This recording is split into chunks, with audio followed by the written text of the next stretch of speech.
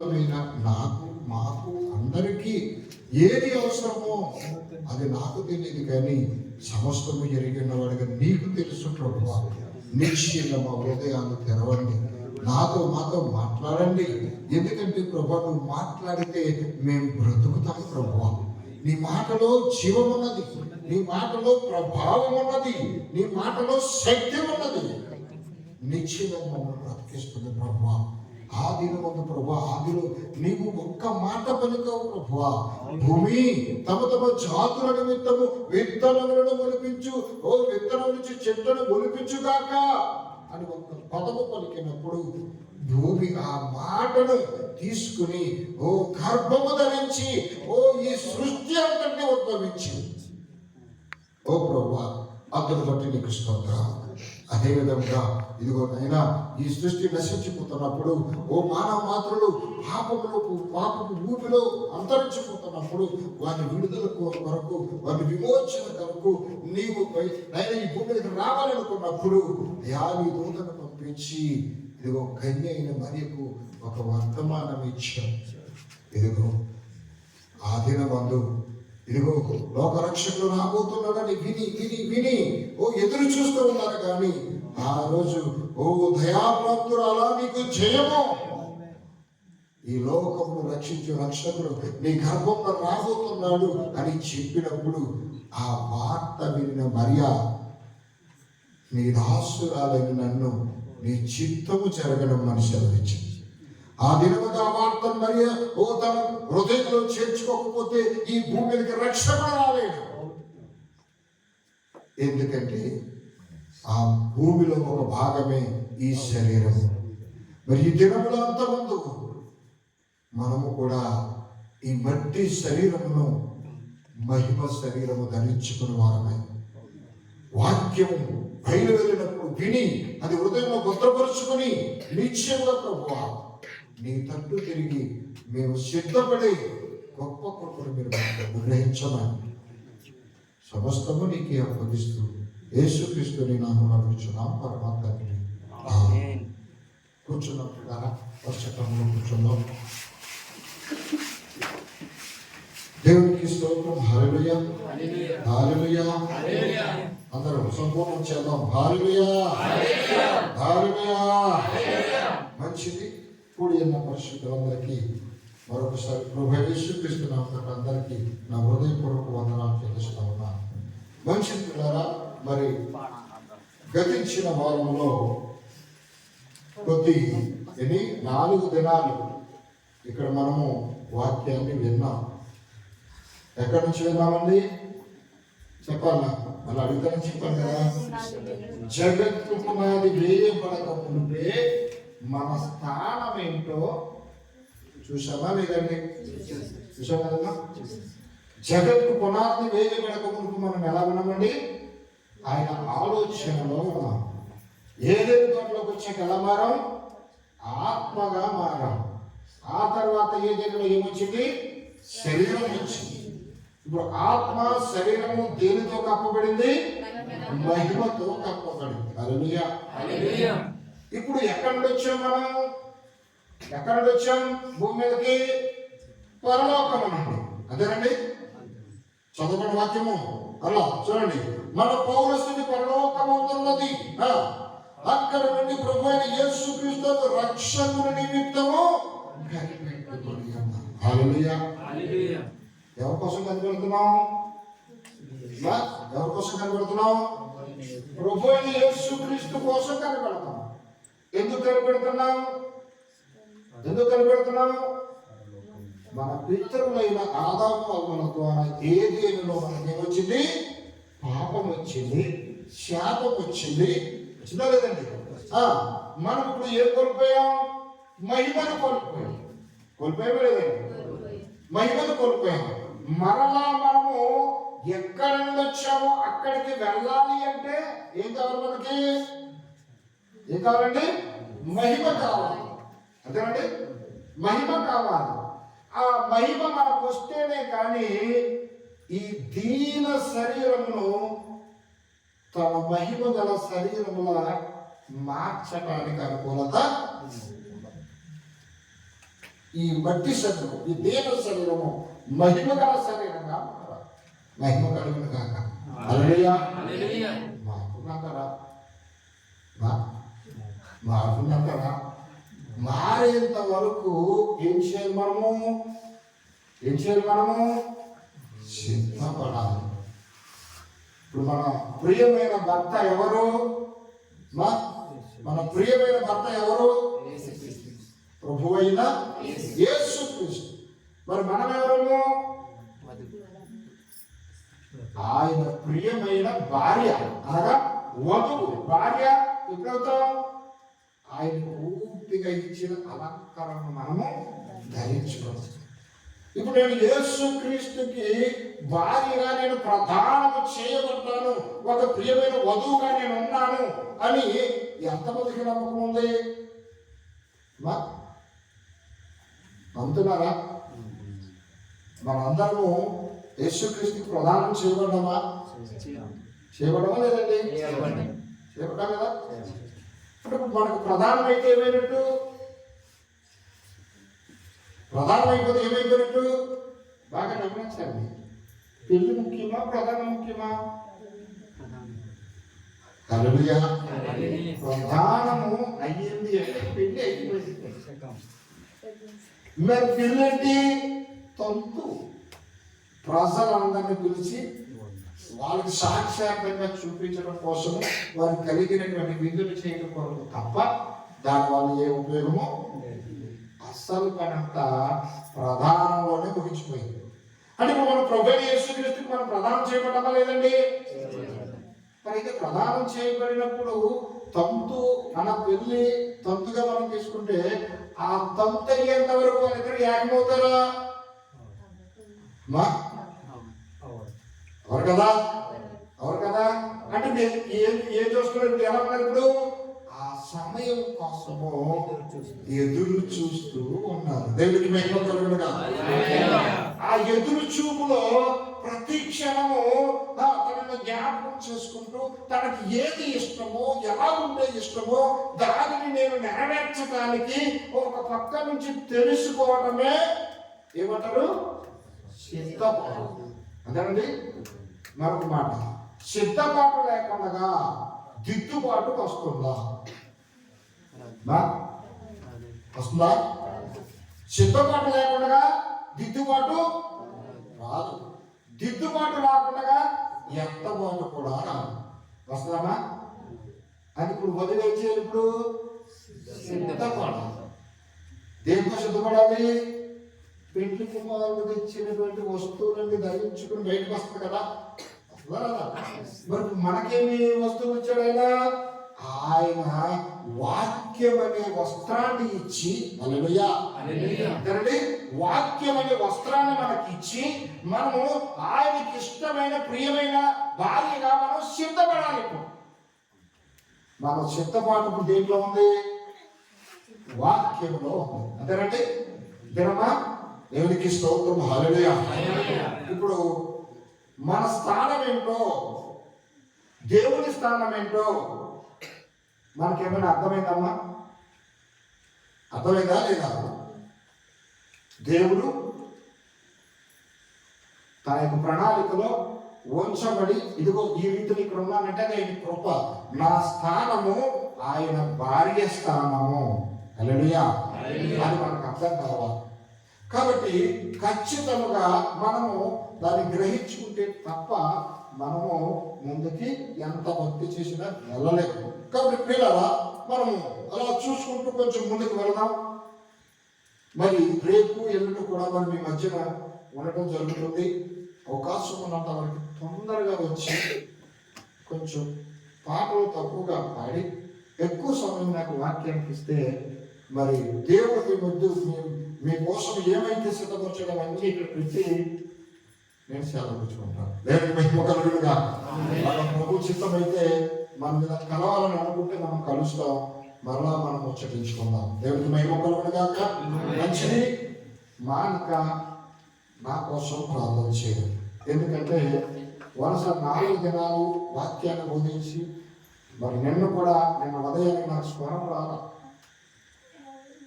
మా చర్చిలో వాక్యం చెప్పడం చాలా ఇబ్బంది పడ్డాం. ప్రభా ఏంటి పరిస్థితి అని ప్రభు మీద ఆధారపడినప్పుడు ప్రారంభంలో కొంచెం ఇబ్బంది పెట్టిన మెల్లగా దేవుడు సరళం చేశాడు. దేవుడికి మహిమ కలుగునుగా.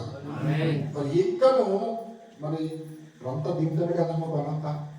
ఇప్పుడు కొంచెం బొగరికి వస్తుందా లేదా? మరి అది ఇంకా ఇంకోలా మారుతున్న కష్టము. నా గురించి, నా స్వరం గురించి భారం కలిగి మీ వ్యక్తిగత ప్రాంతంలో విజ్ఞాపంలో జ్ఞాపకం చేసుకోండి. దేవునికి మహిమ కలుగునుగా. వాక్యంలోనికి వెళదాం. మంచిది. మనం సిద్ధపడాలి. సిద్ధపడాలి అంటే ఎత్తపడాలి అంటే ముందు మనము సిద్ధపడాలి. సిద్ధపడితేనే కానీ దిద్దుబాటు రాదు, దిద్దుబాటు వస్తేనే కానీ ఎత్తబాటు రాదు. అయితే పిల్లలారా, ఎప్పటి నుండైనా ఒకటి గమనించాలి. మనము దేవుని పిల్లలమేనా? మనము దేవుని పిల్లలమేనా? దేవుడు మనకి ఏమైనాడు? భర్త అయి ఉన్నాడు. దేవుడు మనకి ఏమైనాడు? తండ్రి అయి ఉన్నాడు. యజమాని. యజమాని అంటే ఎవరు? ఒకటి తండ్రి స్థానం, రెండోది భర్త స్థానం. భర్త, తండ్రి మనకు యజమానుడు. అప్పుడండి. కాబట్టి మొట్టమొదటిగా ఆయన ఏమైనాడు? తండ్రి ఉన్నాడు, తరువాత భర్త అయి ఉన్నాడు. కాబట్టి మొట్టమొదటి నుండి తండ్రి పాత్ర ఉంటుంది, భర్త పాత్ర కూడా ఉంటుంది. ఈ రెండు ఎందుకు పోషించుకోవాలి అంటే తండ్రి తన పిల్లలను సమస్తాన్ని పోషించుకోవలసినటువంటి బాధ్యత ఎవరిది? తండ్రి. మరి భార్య సమస్తాన్ని, భార్య ద్వారా వచ్చిన సంతతిని పోషించాల్సిన బాధ్యత ఎవరిది? భర్త. అంటే ఇప్పుడు అదిద్దరు యజమానులైనా? యజమానులైనా? కాబట్టి మన యజమానికి మనం ఎంత లోబడితే అంత మనకు ఆశీర్వాదమే. దేవునికి మహిమ కలుగునుగాక. హల్లెలూయా. దేవుడు మన తండ్రి ఉన్నాడు కాబట్టి ఆయన మన యొక్క మంచి చెడ్డలను ఆలోచిస్తాడా? ఆలోచించడా? ఇంకొక మాట, మనకు చెప్పకుండా ఏమైనా చేస్తాడా? దేవుడు తన పిల్లలకు చెప్పకుండా ఏమైనా చేస్తాడా? చేస్తాడా? గట్టిగా చెప్పనమ్మా. దేవుడు తన పిల్లలకు చెప్పకుండా ఏమైనా చేస్తాడా? తండ్రి స్థానం, తండ్రి పిల్లలకు చెప్పకుండా ఏమైనా చేస్తాడా? భర్త భార్యకి చెప్పకుండా ఏమైనా చేస్తాడా? అలా చేస్తే ఏమవుద్ది? తర్వాత ఉంటుంది అసలు కదా. కానీ భార్యకు తెలియకుండా భర్త ఏమీ చేయడానికి రూల్ లేదు. అలాగే పిల్లలకు అవసరమైన ప్రతిదీ పిల్లలకు చెప్పి చేయడమే తండ్రి బాధ్యత. అయితే మన తండ్రి ప్రభువైన యేసుక్రీస్తు ఆది నుంచి ఉన్నవాడు కాబట్టి ఇప్పుడు ఏ కాలంలో చూసినా, అనగా ధర్మశాస్త్ర కాలంలో చూడండి, ప్రస్తుత కాలంలో చూడండి, ఆది నుంచి మనం చూసుకొచ్చినట్లయితే దేవుడు తన పిల్లలకు చెప్పకుండా ఈ భూమి మీద ఏమైనా చేసినట్లు ఉందా? లేదు. అయితే అది మంచి అయినా అది చెడైనా తన పిల్లలకు ముందుగా హెచ్చరిస్తేనే కానీ తను ఏ పని చేయడు.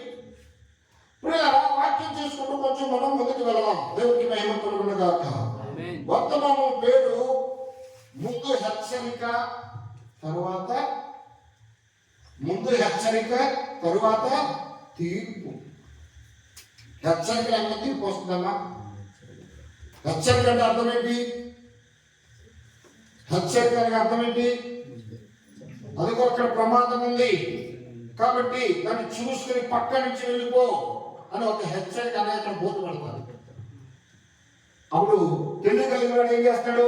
అని ఇక్కడ ప్రమాదం పొచ్చి ఉంది, మనం అలా వెళ్ళకూడదు అని తప్పించుకుని వెళ్తాడో మూర్ఖుడు ఏం చేస్తాడు? నాకిచ్చుడు ఎవరికైతే నాకేంటంటే తీరగా ఏం చేస్తాడు? ఆ గొండలో పడి ప్రాణం మీద తెచ్చుకుంటాడు. అంతేనండి. హెచ్చరిక బోధ పెట్టారు లేదా? పెట్టారు. అలాగే ప్రతి విషయంలో కూడా దేవుడు తన పిల్లలను హెచ్చరిస్తూనే వస్తాడు. వాక్యం చూసినట్లయితే ఆమోసు గ్రంథము చాలా త్వరగా నాకు అందించాలి. ఆమోసు గ్రంథము 3వ అధ్యాయం 7వ వచనాన్ని మనం త్వరగా చదువుకుందాం. ఆమోసు గ్రంథము 3వ అధ్యాయం 7వ వచనం. తన సేవకులైన ప్రవక్తలకు తాను సంకల్పించిన దానిని బయలుపరచకుండా ప్రభువైన యెహోవా ఏమీయూ చేయడు. హల్లెలూయా. తాను ఏదైతే సంకల్పించాడో, ఏదైతే ప్రజలకు చెప్పాలనుకున్నాడో, ఏదైతే తన పిల్లలకు చెప్పాలనుకున్నాడో అది ఖచ్చితంగా మొట్టమొదటిగా ఎవరు చెప్తాడండి? ఎవరు చెప్తాడు? ఇప్పుడు మీకు ఏదో చెప్పాలి, డైరెక్ట్గా వచ్చి మీరు చెప్పేస్తాడా? మరి ఎవరు చెప్తాడు? ఖచ్చితంగా తన సేవకుడైన తన ప్రవక్తలకు చెప్తాడు. అర్థమైందండి? సమాచారం మొట్టమొదటిగా ఎవరికి ఇస్తాడు? ప్రవక్తకి ఇస్తాడు. ప్రవక్త దగ్గర నుంచి సేవకుడికి వస్తుంది, సేవకుడి దగ్గర నుంచి విశ్వాసకి వస్తుంది. 100% దేవుని యొక్క కృప, దేవుని యొక్క శక్తి, మహిమ దేవుడి దగ్గరే ఉంటుంది. ఎంతసేపు ఉంటుంది దేవుడి దగ్గర? 100% ఉంటుంది. మరి ఆ యొక్క అభిషేకము, ఆ కృప ప్రవక్తకి ఎంతసేపు వస్తుంది? 70% వస్తుంది. ప్రవక్త దగ్గర నుంచి సేవకుడికి ఎంతసేపు వస్తుంది? 50% వస్తుంది.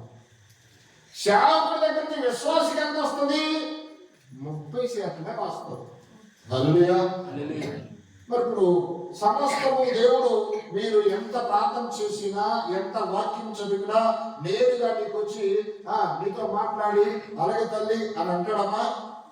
అన్నాడు. అంటే ఈ సంఘం ఎందుకు, సేవకుడు ఎందుకు, ఈ పరిస్థితులు ఎందుకు, అది మనం బాగా గమనించాలి. ఇక్కడ దేవుడి యొక్క లేఖనం సెలవిస్తా ఉంది. ఏమని అంటే, తన సేవకులైన ప్రవక్తలకు తాను సంకల్పించిన దాన్ని బయలుపరచకుండా ప్రభు అయిన యెహోవా ఏమీయూ చేయడు. హల్లెలూయా. ఇంకొక మాట మీకు అర్థమవడం చెప్తా. చూడండి, ప్రభు యేసు యెహోవా ఆత్మగా ఉన్నప్పుడు ఆ సీనాయి పర్వతం మీద 10 ఆజ్ఞలు ఇచ్చినప్పుడు చూడండి, ప్రజలు దేవుడితో మాట్లాడటానికి ఇష్టపడతారా? ఇష్టపడరు. ఎందుకు? దేవుడి మాటలు ఎలా ఉంటాయి? ఉరుములు, మెరుపులు, గొడవడ సౌండ్లు ఆ పర్వతం మీద నుంచి వస్తూ ఉంటారు. ప్రజలు భయపడిపోయి ఏం చేస్తారంటే మోషేతో ఏమంటారు? అయ్యా, ఆ దేవుడి యొక్క మాటలు వినే శక్తి మాకు లేదు. అదేలా నువ్వు మాకు చెప్పు. అదేదండి, అవునా? మరి వినగలిగిన శక్తి ఎవరికి ఉంది? ఇప్పుడు మోషేకు ఉంది. మరి మోషే సేవకుడేనా? మోషే ప్రవక్తేనా? దేవుడికి మహిమ కలుగునుగా. అంటే దేవుడు మాట్లాడే విధానము, తన పిల్లలతో సంభాషించే విధానము ఎలా ఉంటుందో దాన్ని మనము తెలుసుకోకుండా మనకు నచ్చినట్లు, మన ఇష్టం వచ్చినట్లు చేస్తే అది భక్తి కాదు. కాబట్టి తన సేవకులకు, దాసులకు, ప్రవక్తలకు తెలియకుండా దేవుడు ఏమీ చేయడు. తర్వాత మనం చూద్దాం. మత్తయి సువార్త 10వ అధ్యాయం 41వ వచనం. త్వరగా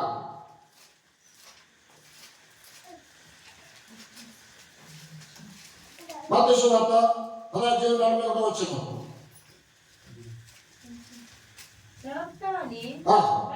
ప్రవక్తను చేర్చుకునేవాడు ప్రవక్త ఫలము పొందును. నీతిమంతుడు చేర్చుకునేవాడు నీతిమంతుని ఫలము పొందును. హల్లెలూయా. ప్రవక్తని గుర్తించి నువ్వు చేర్చుకున్నావు అనుకో, ఏం ఫలం పొందుకుంటామా? ప్రవక్త ఫలం పొందుకుంటావు. నువ్వు ప్రవక్తను గుర్తించి నువ్వు చేర్చుకుంటే ఆ ప్రవక్త ఫలాన్ని పొందుకుంటావు. నీతిమంతుడని గుర్తించి నీతిమంతుడు నువ్వు చేర్చుకుంటే నీతిమంతుడు ఫలాన్ని పొందుకుంటావు. అదేనమ్మా? అలా కదండి. ఇప్పుడు చూడండి, ప్రవక్తను చేర్చుకునే ప్రవక్త ఎవరు? సేవకుడేనా? దేవుడు సేవకుడేనా? ప్రవక్త. ఇప్పుడు తను చేర్చుకోవడం అంటే అర్థం ఏంటి? తన నోట ఏ మాట వచ్చినా ఖచ్చితంగా మనము విని తీరాలి. వినకపోతే ఏమవుద్ది? విని తీరాలి. వినకపోతే ఏమవుద్ది? నాశనమే వస్తుంది. అంతేనండి. వినకపోతే ఏమొస్తుంది? నాశనం వస్తుంది. ఎందుకు వినాలి? హెబ్రీ పత్రిక 11వ అధ్యాయము 7వ వచనం చదువు త్వరగా. హెబ్రీ రాసిన పత్రిక. నీకు దేవుని వాక్యం బోధించి నీకు దేవుని వాక్యమును బోధించి నీ పైన నాయకులుగా ఉన్న వారిని జ్ఞాపకము చేసుకొని వారి ప్రవర్తన ఫలమును శ్రద్ధగా తలుచుకొని దేవునికి స్తోత్రం. హల్లెలూయా. వారి ప్రవర్తన ఫలమును మనము పొందుకోవాలి. దేవునికి మహిమ కలుగుతుంది. ఎవరి ప్రవర్తన ఫలాన్ని? నీకు వాక్యాన్ని బోధించే వ్యక్తి ఎవరు? నిన్ను ప్రేమించి నీకు ఒక కాపరిని ఇచ్చాడు. దేవుడికి మహిమ కలుగునుగా. దేవుడు సేవకుడేనా కాపరి? ఒక విషయం తెలుసా మీకు? సంఘ కాపరి అనగా సంఘానికి ఆత్మీయ తండ్రి. అంతేనండి అమ్మా? సంఘ కాపరి అనగా ఎవరు? సంఘానికి ఆత్మీయ సంఘ కాపరి. సంఘానికి మరొక భావం కూడా ఉంది. ఏంటది?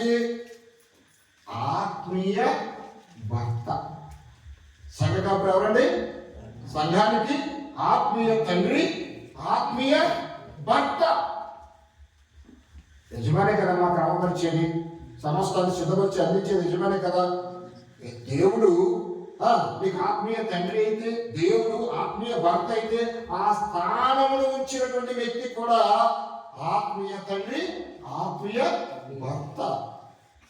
శరీర సంబంధంగా ఒక్క భార్యే అదేనండి. మరి ఆత్మ సంబంధం, శరీర సంబంధం గురించి మనము ఇక్కడ మాట్లాడటం లేదు. అంతా ఏంటి? ఆత్మ సంబంధం గురించే మనం మాట్లాడుకోవడానికి వచ్చాం. అయితే ఇప్పుడు వాక్యమును బోధించి మీ పైన నాయకులుగా ఉన్నటువంటి మీ సేవకులకు మీరు ఏం చేయాలి? ఇప్పుడు వారి ప్రవర్తన ఫలాన్ని పొందుకోవాలి. పొందుకోలేదండి, వారి ప్రవర్తన ఫలం పొందుకోవాలి. అంటే ఇప్పుడు ఏమన్నాడు? ప్రవక్తను చేర్చుకున్నవాడు ప్రవక్త ఫలం పొందును, నీతిమంతులు చేర్చుకున్నవాడు నీతిమంతుల ఫలం పొందును. ఫలం పొందడం అంటే అర్థం ఏంటి? ఎప్పుడైతే దేవుని యొక్క ప్రతినిధిగా ఉన్న సేవకులను గుర్తించి ఈయన దైవజనుడు, దేవుని యొక్క దాసుడు, దేవుని యొక్క వాక్యాన్ని మోసుకొచ్చి మనల్ని మన జీవితాన్ని కడుతున్నటువంటి వ్యక్తి అని నువ్వు ఎప్పుడైతే నమ్ముతావో, హల్లెలూయా, నువ్వు ఎప్పుడైతే విశ్వాసం ఉంచుతావో అప్పుడు ఆ ఫలాన్ని పొందుకోవడం అంటే దేవుడు ఆ వ్యక్తికి ఇచ్చిన ఆశీర్వాదము, ఆ వ్యక్తికి ఇచ్చిన అభిషేకము అది నీ మీద కూడా వస్తుంది. అదేనండి, దేవుడు ఆయనకి ఇచ్చినటువంటి ఆత్మ అభిషేకము ఎవరికి వస్తుంది? ఎవరైతే చేర్చుకుంటున్నారో, ఎవరైతే వింటున్నారో వారి మీదకి వస్తుంది. ఇంకా మీకు అర్థం అవడం కోసం మాట చెప్తున్నా కదా. శిశువులకు ఈ లోకానికి స్వార్థను ప్రకటించడానికి అన్ని విషయాలు చెప్పిన తర్వాత వెళ్ళిన తర్వాత పంపించి వెళ్ళే ముందు ఎవరికి తెలుసా? మీరు ఏ ఇంట్లోకైతే అడుగు పెడతారో ఆ ఇంట్లో మీకు సమాధానము కలుగును గాక. హల్లెలూయా అని చెప్పమంటారు. అంతేనండి, మీకు సమాధానం కలుగును గాక అని చెప్పాలి. ఏ ఇంటికి వెళ్ళినా అక్కడ సమాధాన పాత్రుడు ఉంటే ఆ ఇల్లు దీవించబడుతుంది, ఆశీర్వదించబడుతుంది. ఆ ఇంట్లో సమాధాన పాత్రుడు లేదనుకోండి, ఆ సమాధానం కలుగుగాకని పలికిన వాక్కు తిరిగి మన శవములకు వచ్చేస్తుంది. దేవునికి మహిమ కలుగును. మంచి దేవునికి మహిమ కలుగును గాక. హల్లెలూయా. అంటే ఇప్పుడు మనం ఏం చేయాలి? ఇప్పుడు ఎవరి ప్రవర్తన ఫలాన్ని మనం పొందుకోవాలి? ఎవరి ప్రవర్తన ఫలాన్ని మనం పొందుకోవాలి? శావకుడి యొక్క ప్రవర్తన ఫలాన్ని పొందుకోవాలి. శావకుడు దేవుడి యొక్క ప్రవక్త అయి ఉన్నాడు, దేవుడు దాసుడై ఉన్నాడు. కాబట్టి దేవుడు తన ద్వారా ఏదైతే పలికిస్తున్నాడో, ఏదైతే హెచ్చరిస్తున్నాడో దాన్ని ఖచ్చితంగా సంఘం ఏం చేయాలండి? దేవుడి కళ్ళు ఏం చేయాలి? విని శిరస్సు వహించి దాన్ని అక్షరాలా చేయాలి. దేవుడికి మహిమ కలుగునుగా. చేస్తే ఏమవుతుంది, చేయకపోతే ఏమవుతుంది చూద్దాం. దేవుడికి మహిమ కలుగునుగా. హల్లెలూయా, హల్లెలూయా. చూడండి, మనం చూసినట్లయితే పిల్లరా,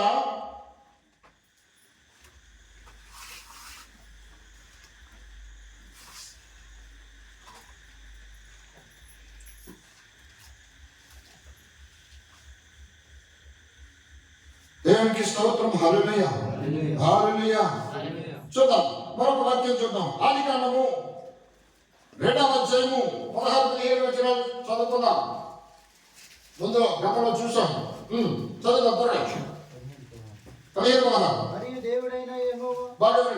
మరియు దేవుడైన యెహోవా నరుని తీసుకొని మరియు దేవుడైన యెహోవా ఈ తోటలోనున్న ప్రతి వృక్ష ఫలమును నీవు నిరభ్యంతరముగా తినవచ్చును. అయితే మంచి చెట్ల తెలవనిచ్చు వృక్ష ఫలములను తినకూడదు. నీవు వాటిని తినిన దినమున నిశ్చయముగా సత్యమని నరునికి ఆజ్ఞాపించెను. హల్లెలూయా, హల్లెలూయా. ఎవరు చెప్పారండి ఈ మాట? ఎవరు చెప్పారు ఈ మాట? దేవుడే చెప్పాడు. ఎవరు చెప్పాడు? ఆదాముతో, అంటే తన పిల్లలతో చెప్పాడు లేదా? ముందు హెచ్చరిస్తున్నాడా లేదా? అంటే తన దాసులకు ప్రవక్తలకు చెప్పకుండా ఏంటి చేయడు. ఇప్పుడు ఆదాము ప్రవక్త అయినాడు అక్కడ. ఆదాము సంఘానికి కాపురై ఉన్నాడు అక్కడ. అవునండి, నడలేదండి. ఇప్పుడు డైరెక్ట్ గా దేవుడు ఏం చెప్తున్నాడు? దేవుడు ఏం చెప్తున్నాడు అక్కడ? చూడు, మళ్ళా చదువుతున్నాడు చూడండి. మరియు దేవుడైన యెహోవా ఈ తోటలో ఉన్న ప్రతి వృక్ష ఫలమును నీవు నిరభ్యంతరముగా తినవచ్చును. అయితే మంచి చెడు తెలుగునిచ్చు వృక్ష ఫలములను తినకూడదు. నీవు వాటిని తిను దినమున నిశ్చయముగా సత్యమని నరునికి ఆజ్ఞాపించెను. ఇప్పుడు దేవుడు ఆదామును హెచ్చరిస్తున్నాడా లేదండి? తినమన్నాడా వద్దన్నాడా? వద్దన్నాడు. మరి వద్దన్నప్పుడు ఏం చేయాలి? మానే చేయమన్నప్పుడు చేయాలి, వద్దన్న పని మానేయాలి. ఇప్పుడు మరి ఆదాము విన్నాడా లేదా? విన్నాడా లేదా? మరి ఈ మాట అవ్వ విన్నదా? వినలేదు. అంతే కదండి? విన్నదా వినలేదా? మరి వినకుండా మరి లూసిఫర్తో ఎందుకంటుంది? ఆ సర్పంతో ఎందుకంటుంది? ఎలా తెలుసు? మూడు దేవుడు ఉండాల్సిన ఉందా లేదా? మళ్ళా మరి డౌట్ వచ్చుకుంటుంది ఒకటి అలాగా. దేవుడైన యెహోవా చేసిన సమస్త భూజంతువులలో సర్పము యుక్తి గలదై ఉండెను. అది ఆ స్త్రీతో ఇది నిజమా? ఇది నిజమా? ఈ తోట చెట్ల పొలములలో దేని పొలములనైనను మీరు తినకూడదని దేవుడు చెప్పెనా అని అడిగాను. అని అడిగింది. ఎవరు అడిగారు? ఎవరు అడిగారు? ఎవరు అడిగారు? జంతువు. ఎవరు అడిగింది? అవ్వని. మరి అవేమంది?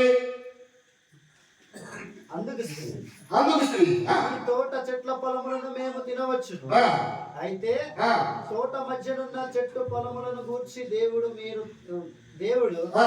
మీరు చావకుండానట్లు వాటిని తినకూడదని వాటిని ముట్టకూడదని చెప్పానని సర్పంతో అనెను. అందుకు సర్పం. ఒక్క నిమిషం.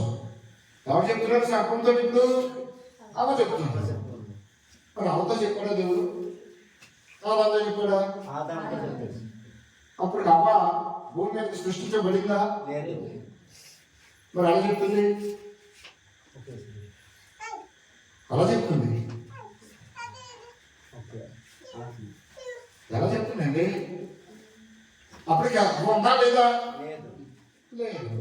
మరి ఎలా చెప్తుంది? లేకపోతే ఇదే బాగా గ్రహించాల్సిన పాయింట్. ఆత్మ సంబంధంగానే ఉంది. హల్లెలూయా. ఆమెకి ఏం లేదు? ఏం లేదు? శరీరం లేదు, కానీ ఆత్మ ఉందా లేదా? మరి ప్రాణంతో కూడా ఆమె వెంటుందా లేదా? మరి చెప్తుందా? చెప్తుందా? అదే చెప్పింది. అందుకే ఆత్మ సంబంధము శరీర సంబంధము రెండు ఎప్పుడు వెళ్ళాలి, కలిపే ఉండాలి. నువ్వు నడుస్తున్నావు. నీకు ఒక విషయం అర్థం చెప్తున్నా. శరీరంలో మంచి చెడు ఉందా లేదా? కుడి చెయ్యి అన్నం తింటామా? ఎడం చెయ్యి ఇది కూడా మనం పనిచేస్తుందా లేదా? దీనికి ఒక విలువ ఉంది, దీనికి ఒక విలువ. దీనికి మంచి విలువ ఉంటే దీనికి చెడు విలువ ఉంది. కానీ ఇది లేకపోతే ఉందా? అవును. రెండు కూడా ఎక్కడున్నాయి? అందుకే శరీర సంబంధంగా మంచి స్వభావం ఉంది, చెడ్డ స్వభావం కూడా మనలో ఉంది. ఆత్మ స్వభావం ఉంది, శరీర స్వభావం కూడా మనలో ఉంది. ఆ రెండింటిని ఏంటి అనేది మనం గ్రహించుకుంటూ ముందుకెళ్తాం. ఇప్పుడు ముందు దేవుడు ఏం చేశాడు? హెచ్చరించడం లేదండి, హెచ్చరించడం లేదా? ఆ చెట్టు ఫలములు తిరిగిన దినమున నిశ్చయముగా సత్యము అన్నాడు. హల్లెలూయా. మరి ఇప్పుడు వీళ్ళు ఏం చేశారు? ఇప్పుడు ఆయన చెప్పిన పని మాట విన్నారా? త్రోసివేశారా? త్రోసివేశారు. ఇప్పుడు ఆయన చెప్పిన మాట వినని కారణం చేత ఏమైపోయిన వాళ్ళు నాశనంలోకి వచ్చారా లేదా? వచ్చారా లేదండి? అంటే ఇప్పుడు దేవుని మాట వింటే ఆశీర్వాదము, మహిమ, ప్రభావము అన్నీ వస్తాయి. వినకపోతే నాశనము, శాపము అన్నీ కూడా వస్తాయి. అవి కూడా మొదలు వస్తాయి. అయితే పిల్లరా, చెప్పకుండా దేవుడు ఏమైనా ఇస్తాడా? అది ముందు హెచ్చరిక, తర్వాత తీర్పు. ముందు హెచ్చరించడం లేదండి, హెచ్చరించాడు. కానీ వాళ్ళు ఏం చేశారు? వినలేదు. మరి తీర్పు తెచ్చలవద్దా? తెచ్చలవద్దా? మరి ఇప్పుడు తీర్పు వాళ్ళకి జరిగిందా లేదా? జరిగింది. తీర్పు జరగడం వల్ల ఏం జరిగింది? తీర్పు జరగడం వల్ల ఏమైంది? మహిమ కోల్పోయినాడు. ఏదేమి తోట విడిచిపెట్టి బయటికి గేటు వేయబడి సన్నిధి నుంచి దూరం అయితే అక్కముక్కల బాధ. అదేనండి, దేవుడికి మహిమ కలుగును గాక. ఇప్పుడు హెచ్చరిక, వాళ్ళు త్రోసిపుచ్చారు కాబట్టి వాళ్ళ జీవితము నాశనం అయ్యింది. వాళ్ళతో పాటు ఈ రోజు మనం కూడా ఒత్తులో వస్తానే ఉన్నాం, ఒత్తులో వస్తానే ఉన్నాం. కాబట్టి ఇప్పుడు మళ్ళా మన పిల్లలు కాబట్టి మన స్థానాన్ని తెలుసుకుని మళ్ళా మన దేవుడి దగ్గరికి వెళ్ళాలి అంటే ఖచ్చితంగా ఏం చేయాలి? మనము హెచ్చరికను వినాలి. హెచ్చరికను వినాలి. ఆ విన్న దాని ప్రకారం మన జీవితాన్ని మలుచుకోవాలి. అప్పుడే మనము ఏమవుతాం? సిద్ధపడతాం. ఆ సిద్ధపాటు వస్తేనే దిద్దుబాటు, దిద్దుబాటు వస్తేనే ఎత్తబాటు. దేవుడికి మహిమ కలుగును గాక. అంటే ఇంకా మనం చూసినట్లయితే చూడండి, హెచ్చరించడం తన పిల్లలకి ఏమి చెప్పకుండా ఏమి చేయదు. ముందు హెచ్చరిక, ఆ తర్వాతే తీర్పు, మంచికైనా చెడ్డకైనా. ఇప్పుడు ఇంకో సందర్భాన్ని మనం చూసినట్లయితే పిల్లరా చూద్దాం. ఎస్ఐ గ్రంథము 38వ అధ్యాయము, ఎస్ఐ గ్రంథము 38వ అధ్యాయము మొదటి నుంచి త్వరగా చదవాలా.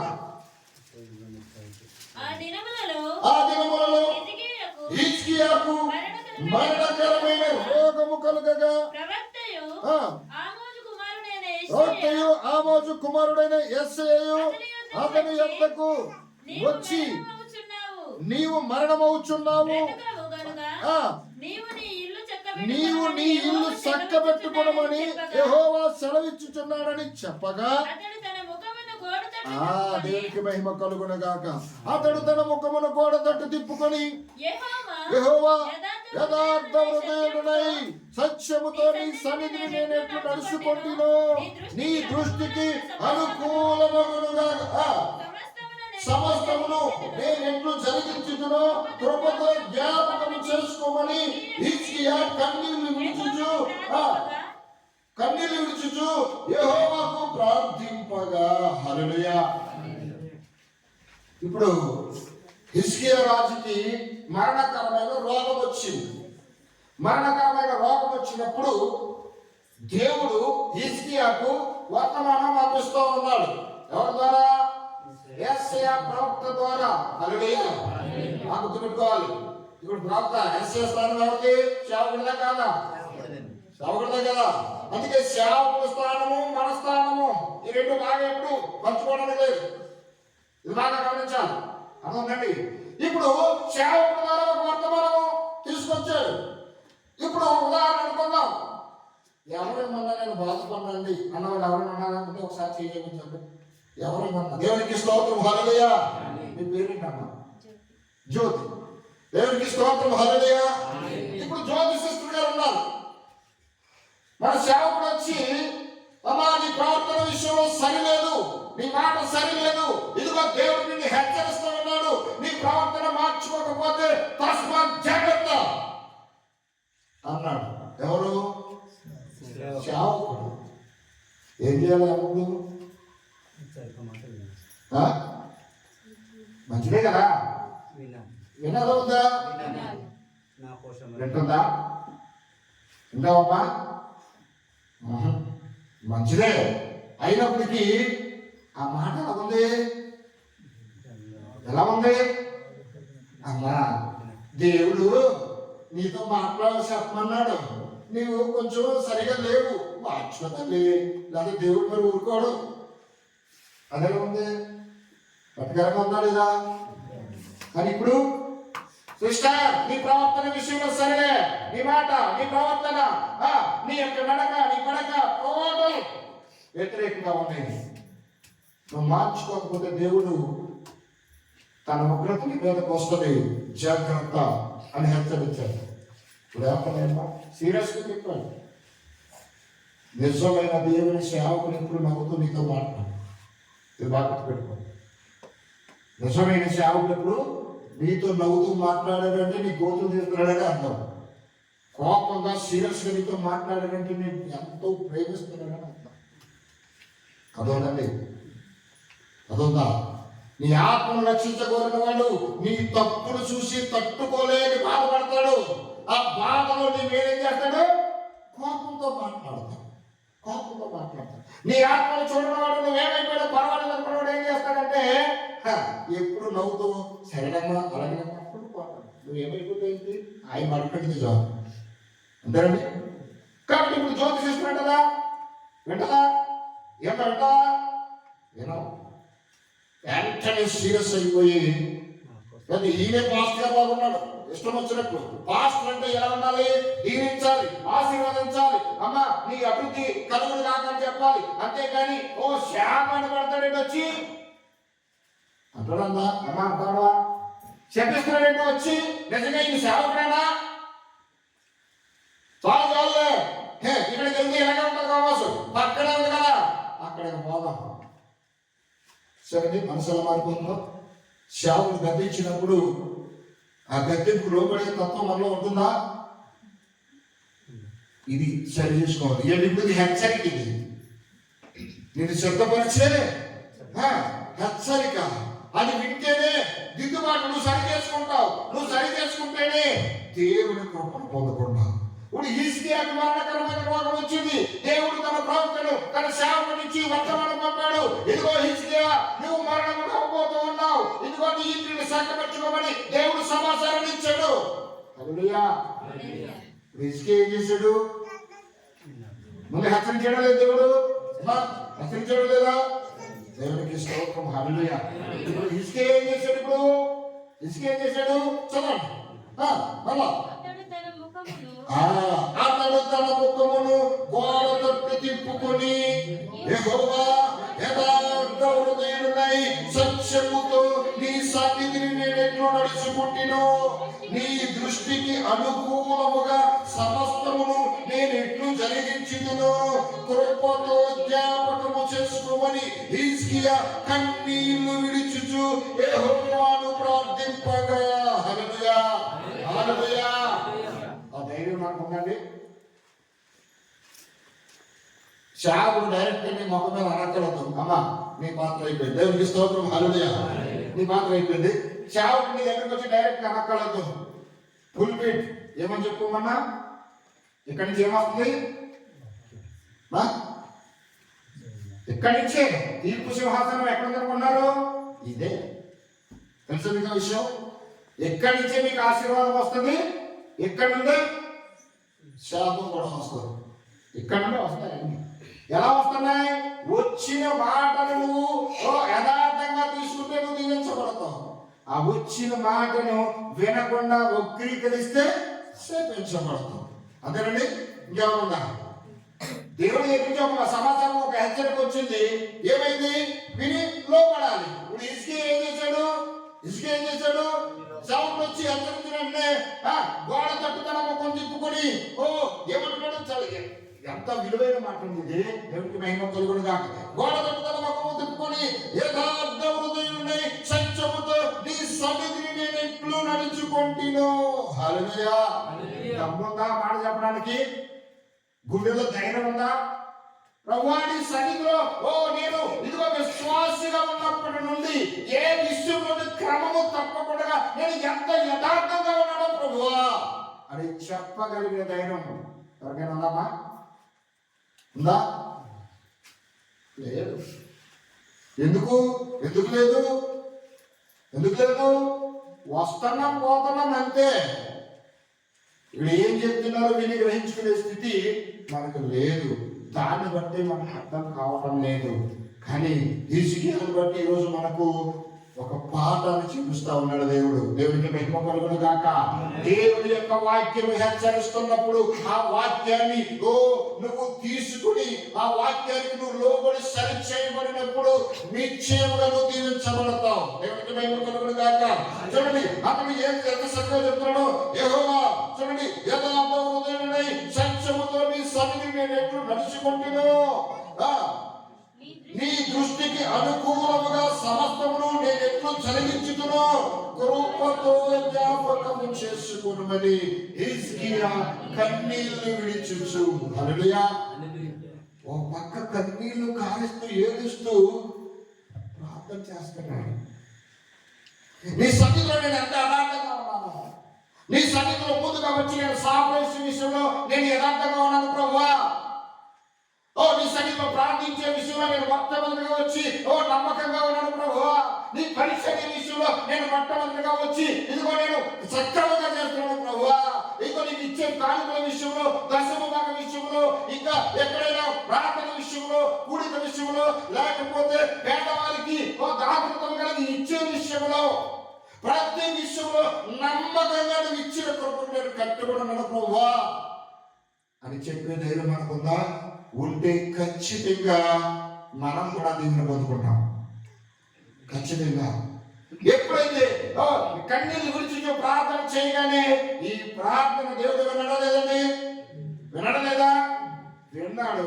వినేం చేశాడు? ఇప్పుడు హెచ్చరించిన దేవుడే కన్నీళ్ళు విడిచి తను చేసిన ప్రార్థనను బట్టి ఇప్పుడు ఏం చేస్తాడైనా తను ఎంత యథార్థంగా సన్నిధిని కలిగి ఉన్నాడో దేవుడికి గుర్తు చేస్తున్నాడు. దేవుడికి మహిమ కలుగునుగా. దేవుడికి గుర్తు చేస్తున్నాడండి. ఆ మాటలకు దేవుడు ఏం చేశాడు? ఇప్పుడు తన మనస్సును మార్చుకున్నాడు. దేవుడికి మహిమ కలుగునుగా. తన మనస్సును మార్చుకున్నాడు. చూడండి చదువు త్వరగా. యెహోవా వాక్కు యేషయాకు రక్షించమని ఇలాగ సెలవిచ్చెను. నీవు తిరిగి హిజ్కియా యొద్దకు పోయి అతనితో ఇట్లనము, నీ పితరుడైన దావీదునకును దేవుడైన యెహోవా నీకు సెలవిచ్చినది ఏమనగా, నీవు కన్నీళ్లు విడిచుట చూచి తిని నీ ప్రార్థన నేను అంగీకరించి ఉన్నాను. ఇక 15 సంవత్సరములు ఆయుష్ను నీకు ఇచ్చేదను. మరియు నీ పట్టణము నేను కాపాడుచు నిన్నును ఈ పట్టణమును అశ్షూరు రాజు చేతిలో పడకుండా విడిపించేదను. హల్లెలూయా. హల్లెలూయా. హల్లెలూయా. జరిగిన కార్యం ఏంటి తెలుసండి? యథార్థంగా నడిచిన వ్యక్తి హిజ్కియా ఆ యథార్థతను బట్టి ఇప్పుడు దేవుడికి ప్రార్థన చేస్తే ఆ ప్రార్థన ఆలకించిన దేవుడు ఇప్పుడు ఏం చేస్తున్నాడో విన్నారు, గమనించరా? హిజ్కియా రోగమును మానుకోవడమే కాకుండా హిజ్కియాకు ఆయుష్ని పెంచాడు. హల్లెలూయా. ఎంతకాలం పెంచాడండి?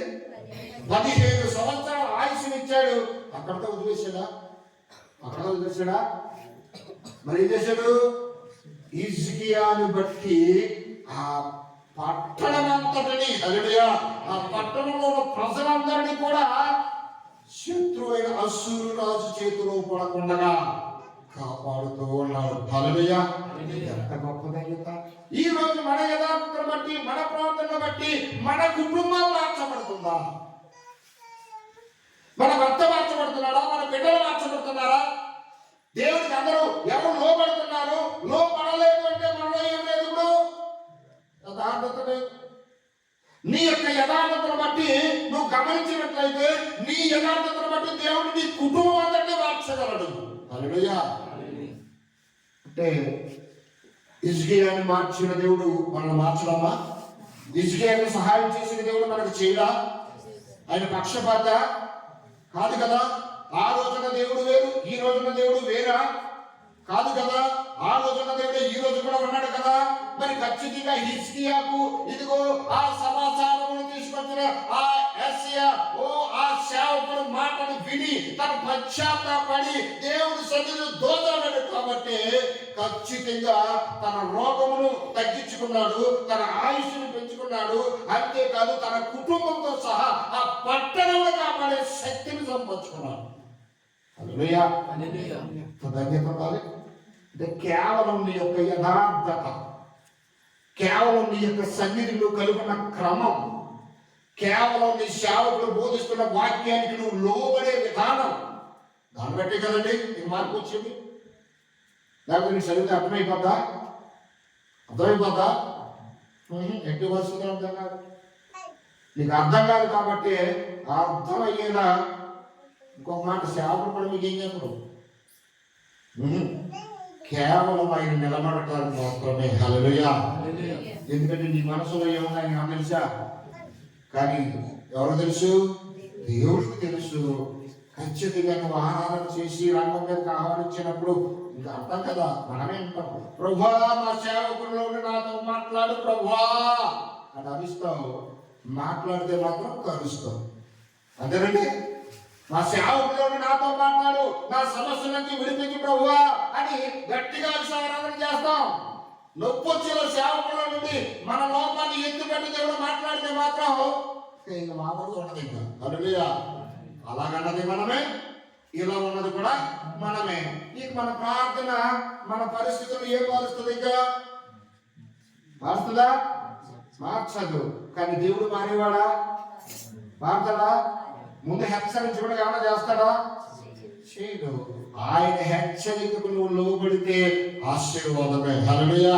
ఆ హెచ్చరికకు నువ్వు లోబడకపోతే నాశనం తప్ప ఏమీ లేదు పిల్లరా.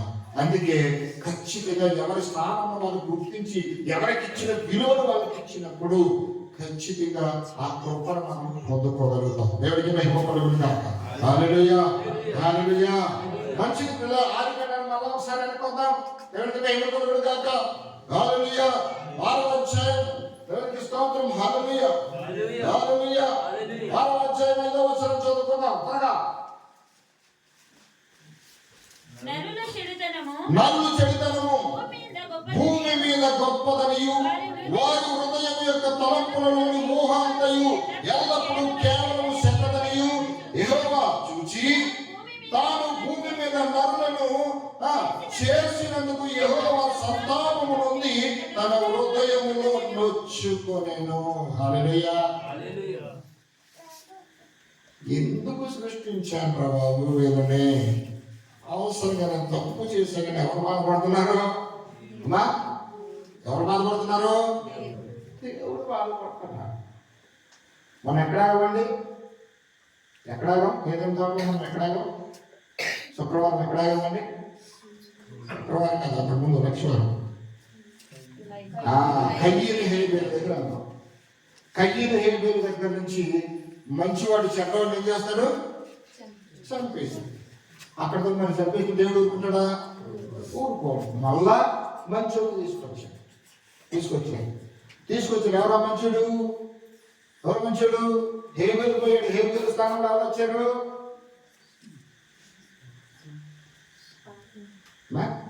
హేబేలు స్థానంలో ఎవరు వచ్చారు? హేబేలు స్థానంలోకి ఎవరు వచ్చారండి? ఒలిగితే నాకు అర్థం కాదు. దేవుడికి కొన్ని గట్టిగా చెప్తే నాకు కూడా అర్థమవుతుంది. హల్లెలూయా. హేబేలు స్థానంలో దేవుడు ఏమని పెట్టాడండి? సేతును తీసుకొచ్చాడు. దేవుడికి మహిమ కలుగును. ఇప్పుడు బాగా గమనించండి. కయ్యల ద్వారా ఒక సంతతి రావాలి. హేబేలు స్థానంలో సేతు ద్వారా ఇక్కడ మంచులు రావాలి, అక్కడ చెడ్డ ఉండాలి.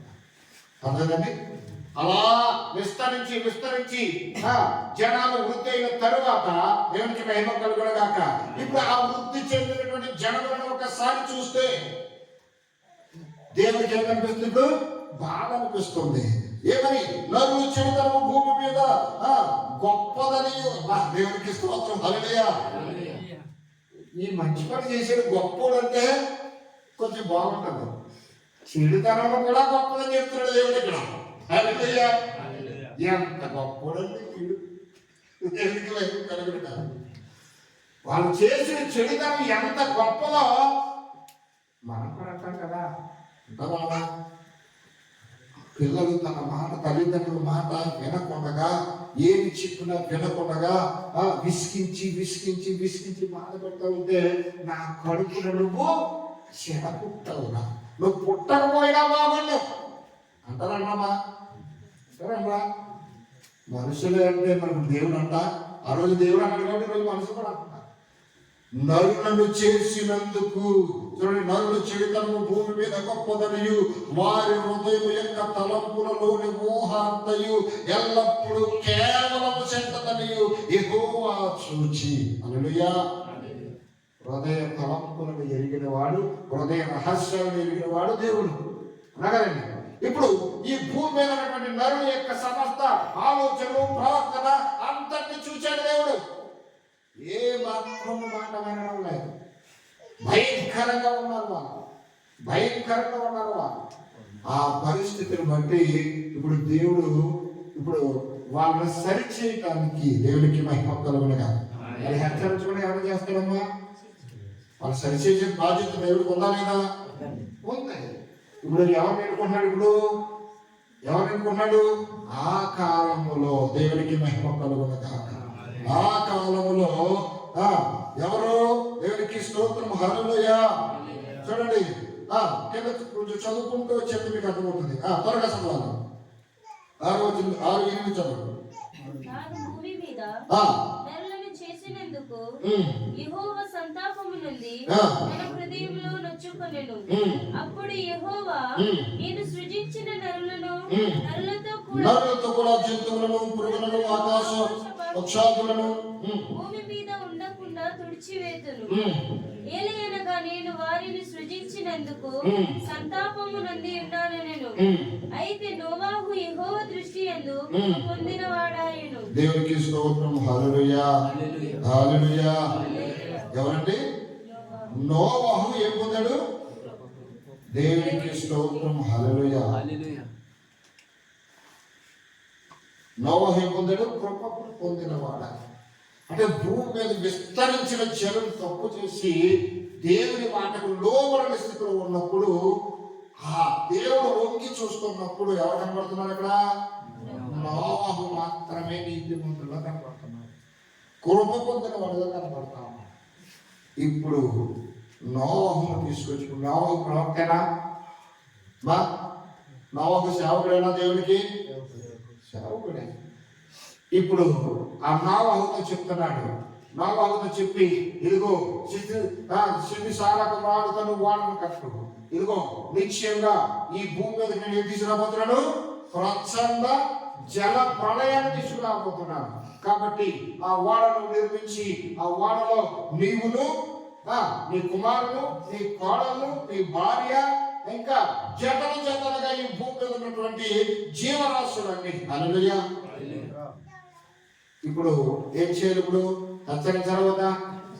హెచ్చరించవద్దమ్మా? ఇప్పుడు మైదిల్లోనండి 120 సంవత్సరాలు, ఒకరోజు 2 రోజులు కాదు, దేవునికి మహిమ కలుగునుగా. 120 సంవత్సరాలు ఇప్పుడు ఏం చేస్తా ఉన్నాడు? ఆ శిథి సారకమాలు కావాలి అంటే ఇప్పుడు ఆ మొక్కలు తీసుకొచ్చి తనకున్నటువంటి పొలమంతా సాగు చేసి ఆ మొక్కలు నాటుతా ఉన్నాడు పక్కన. ఇక్కడ మొక్కలు నాటాలంటే డబ్బులు కావాలవుతుంది, డబ్బులు కావాలవుద్దా, పనులు కావాలవుద్దా? ఇప్పుడు ఎంత దయావదయం కలిగిన వాడైనా ఊరు పని చేస్తాడా? ఇప్పుడు ఆ తోటలో మొక్కలు నాటడానికి ఇప్పుడు కూలీలకి డబ్బులు ఇవ్వాలి కాబట్టి కొంత పొలాన్ని అమ్ముతున్నాడు. ఆ డబ్బులు వచ్చి కొంత తోటకు వేస్తా ఉన్నాడు. కొంత తోటలు వేసి పెంచుతా ఉన్నాడు. అవి పెరిగి పెద్దమైన తర్వాత నరికిస్తా ఉన్నాడు. నరికించి కొంత అమ్మటము, దీన్ని పెంచటము, కొంత అమ్మటము, దీన్ని కట్ చేసి మళ్ళా వాడకు సిద్ధపరచటము. ఈ మధ్య గ్యాప్ లో దేవునికి మహిమ కలుగును గాక. ఇంటింటికి వీధి వీధికి తిరుగుతూ ఏం ప్రకటిస్తున్నాడు? మహాజల ప్రళయము రాబోతూ ఉన్నది. హల్లెలూయా. మహా ప్రచండమైన జల ప్రళయం రాబోతూ ఉన్నది. కాబట్టి మీరందరూ మీ మనస్సు మార్చుకొని, మీ యొక్క ఊహలని చెడిపోయి ఉన్నాయి, మీ యొక్క ఆలోచనలన్నీ చెడిపోయి ఉన్నాయి, మీ యొక్క దుస్థితి దేవునికి కోపం పుట్టించేంతగా మారిపోయింది. కాబట్టి ఖచ్చితంగా మీ మనస్సులను మీరు దేవుడు మార్చుకోవాలి, మీ ఊహను మార్చుకోవాలి, మీ నడక మార్చుకోవాలి, నీ యొక్క జీవిత విధానం అందరినీ మార్చుకోవాలి. దొంగతనం చేసే వ్యక్తి నువ్వు దొంగతనం మానవేయాలి. వ్యభిచారం చేసే వ్యక్తి నువ్వు వ్యభిచారం మానవేయాలి. దేవుడి దృష్టికి నువ్వు అనుకూలంగా మార్చబడితేనే, లేకపోతే మహాజల ప్రళయం వచ్చి నువ్వు నశించిపోతావు. దేవుడికి స్తోత్రం. హల్లెలూయా. హెచ్చరిస్తా వస్తా ఉన్నాడు. కానీ లోకం ఎలా తీసుకుందాకండి? ఎలా తీసుకుంటున్నావు అని పిచ్చోడిగా తీసుకో. ఇలాగే పిచ్చోడు, వయసు అయిపోయింది, మతి భ్రమించింది, ఏం మాట్లాడుతున్నాడు వీడికి అర్థం కావడం లేదు. అరే మన ఊహ తెలిసిన కాడి నుంచి ఇదిగో ఇన్ని రోజులు అయింది కదా, ఇన్ని సంవత్సరాలు అయింది కదా, ఏ రోజైనా వర్షం చూసామా మనం? ఏ రోజైనా వర్షం చూసాం మనం? చూడలేదండి. మరి ఈ పిచ్చోడండి ఏ రోజు వర్షం చూడలేదు, కానీ గొప్ప తుఫాను వచ్చి మహా జల ప్రళయం వస్తుంది అంటున్నాడు వీడు. చూసారా ఎంత అవమానపరుస్తున్నారో. నిజానికి అప్పుడు వర్షం పడిందంటే భూమి మీద మరి పంటలు ఎలా పడ్డాయి? ఇల్లు ఎలా కట్టుకునేవారు? ఆకాశం నుంచి మంచు కురిసేది, భూమి నుంచి ఆవిరి పుట్టేది. ఆ వచ్చిన నీళ్ళను బట్టి పంటలు పండించుకునేవారు, ఇల్లు కట్టుకునేవారు, వారి ఇష్టం వచ్చిన జీవితాన్ని సాగించేవారు. కాబట్టి వారి జీవితంలో ఎన్నడూ వర్షాలు చూడలేదు. ఇదిగో ఈ వార్త వినగానే చెప్పగా ఎక్కడికి వెళ్ళింది? ఈ రోజు కన్నా గొప్ప టెక్నాలజీ ఉంది. ఆ రోజున గొప్ప టెక్నాలజీ. ఆ శాస్త్రవేత్తలు చూశారు, మా యొక్క పరిశోధనలో భూమి మీద నీరున్నదనే విషయమే మాకు కనపడలేదు. నువ్వేంటి వర్షం వస్తుందంటావు? కాస్త చదువుకున్నవాడు, ఇప్పుడు భాస్కర్ వాక్యం చెప్పాడు, చదువుకున్నవాడు దాన్ని వక్రీకరించి మాట్లాడుతూ ఉంటే నువ్వు ఎవరికి సపోర్ట్ చేస్తావా? భాస్కర్ సపోర్ట్ చేస్తావా? ఆ వ్యక్తికి సపోర్ట్ చేస్తావా? భాస్కర్ గారికి సపోర్ట్ చేసేవాడు చాలా తక్కువ. ఎందుకంటే రోజు పోతాడు కదా, రోజు వాక్యంతో కోస్తారు. ఎందుకంటే పిల్లగా సన్నిధి అనేది హాస్పిటల్.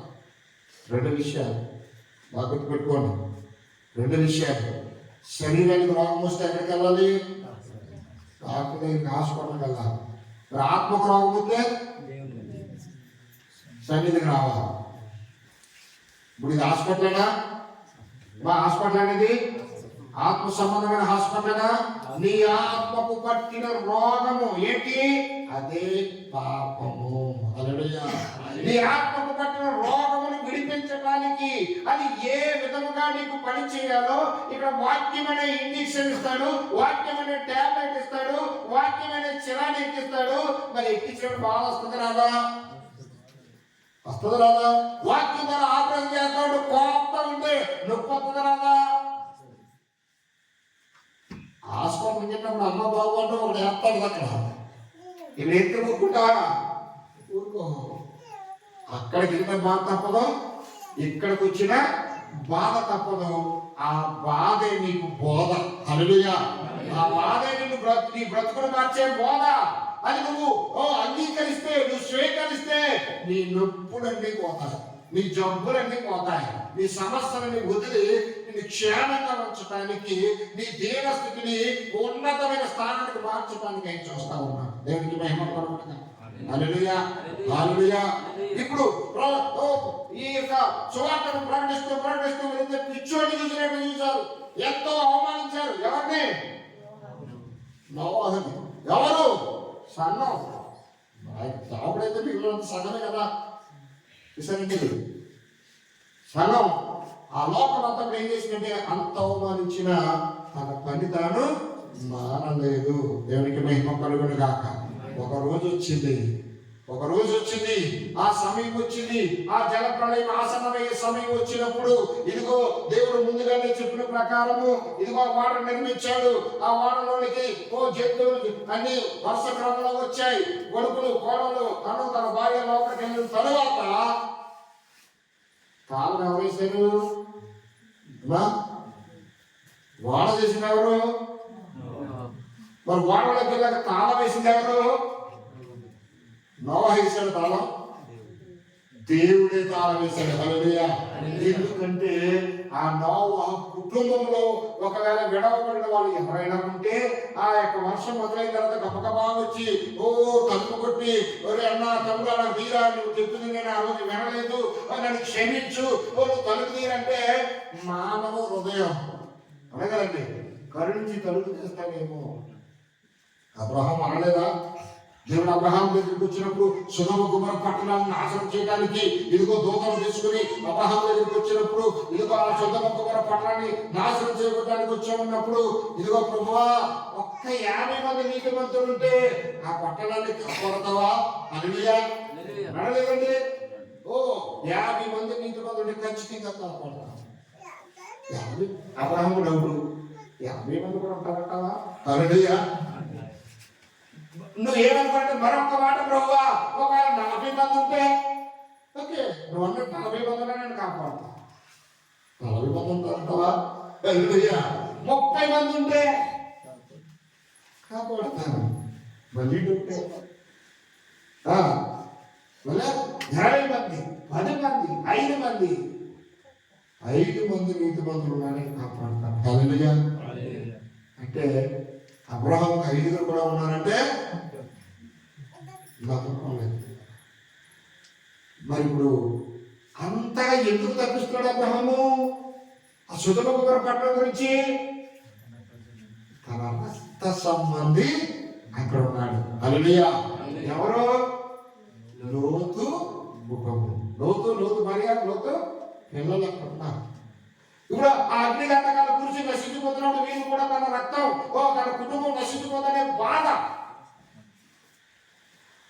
మరి మన రక్త సంబంధం కోసం మనం ఎంత బాధపడుతున్నాం? ఎంత బాధ కలిగి ప్రార్థన చేస్తున్నాం? మనము ఆలోచన చేయాలి. ఒకవేళ నోవహు ఇదే విధంగా ఈయన వచ్చి ఇబ్బంది పెడితే తలుపు తీసేస్తాడేమో అని చెప్పి ఇంకొక విషయం తెలుసా మీకు?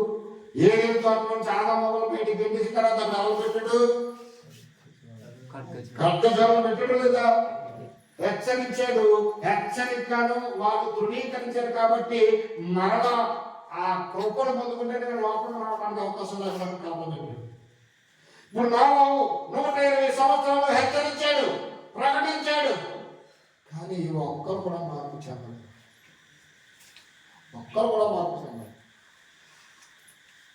కొంతమంది చిన్న ఒక మాటగా మనం చూస్తున్నాం. కొంతమంది అంట నోవహు నువ్వు చెప్పింది చాలా బాగుంది, అయితే నేను నీ వాడలోకి నేను వచ్చేస్తున్నాను అని గబగబా ఇంకా నాకేముంది, అన్ని కావాల్సిన చదువుకొచ్చావు కదా, అయితే నాకు అవసరమైన కొన్ని తెచ్చుకుంటారని ఆ టాయిలెట్ సామాను అన్నీ కూడా ఏంటి లిప్టిక్లు, బొట్లు, వాసనాలు అన్ని బ్యాగ్లు వేసుకుని గబగబా వచ్చేస్తున్నారు. చూశాడు ఏంటమ్మా మళ్ళా మనకు దొరకదు కదండి, ఇదంతా నశించిపోతేనే అది కూడా ఇవన్నీ తెచ్చుకుంటున్నాడు. ఇవి తెచ్చుకుంటే నీకు లోపలికి ప్రవేశం లేదు. హల్లెలూయా. నువ్వే తెలుసుకో. ఈ రక్షణని వాడడానికి నువ్వు రావాలి అంటే ఈ లోక సంబంధమైన ఏది కూడా పనికిరాదు. కాబట్టి అవి కావాలా, రక్షణ కావాలా తెలుసుకో. ఇప్పుడు ఇవి విడిచిపెట్టలేక బాధపడుతూ వెనక్కి వచ్చేసి ఎవరికి స్తోత్రం హల్లెలూయా. ఒక తాగుబోతు వచ్చాడు, బ్యాగ్ నిండా బాటిల్ వేసుకుని వచ్చాడు. ఏంటిది? చాలా వర్షం వస్తే చాలా అక్కడ ఉండాలి కదా, రోజుకు పెద్ద వేయాలి కాబట్టి అవసరమైనది తెచ్చుకుంటున్నా. నువ్వు లోపలకు రావాలంటే ఇవి బయటికి పోవాలి. హల్లెలూయా హల్లెలూయా. అతను కూడా నడుచుకుంటూ వెళ్ళిపోయాడు. ఎందుకంటే వాక్యము ఎంత తేడా కనబడుతుందో చూడండి. ప్రభువైన యేసుక్రీస్తు భూమి మీద సంచరిస్తూ వాక్యాన్ని ప్రకటిస్తున్నప్పుడు సద్బోధకుడా అని వచ్చాడు. ఎవరొస్తాడైనా ధనవంతుడు వచ్చాడా లేదండి? ఎక్కడికి వచ్చాడు? పరలోకపు అంచుకొచ్చాడు. పరలోకం వేసే ఎక్కడుంటాడు? పరలోకం ఉందా లేదా?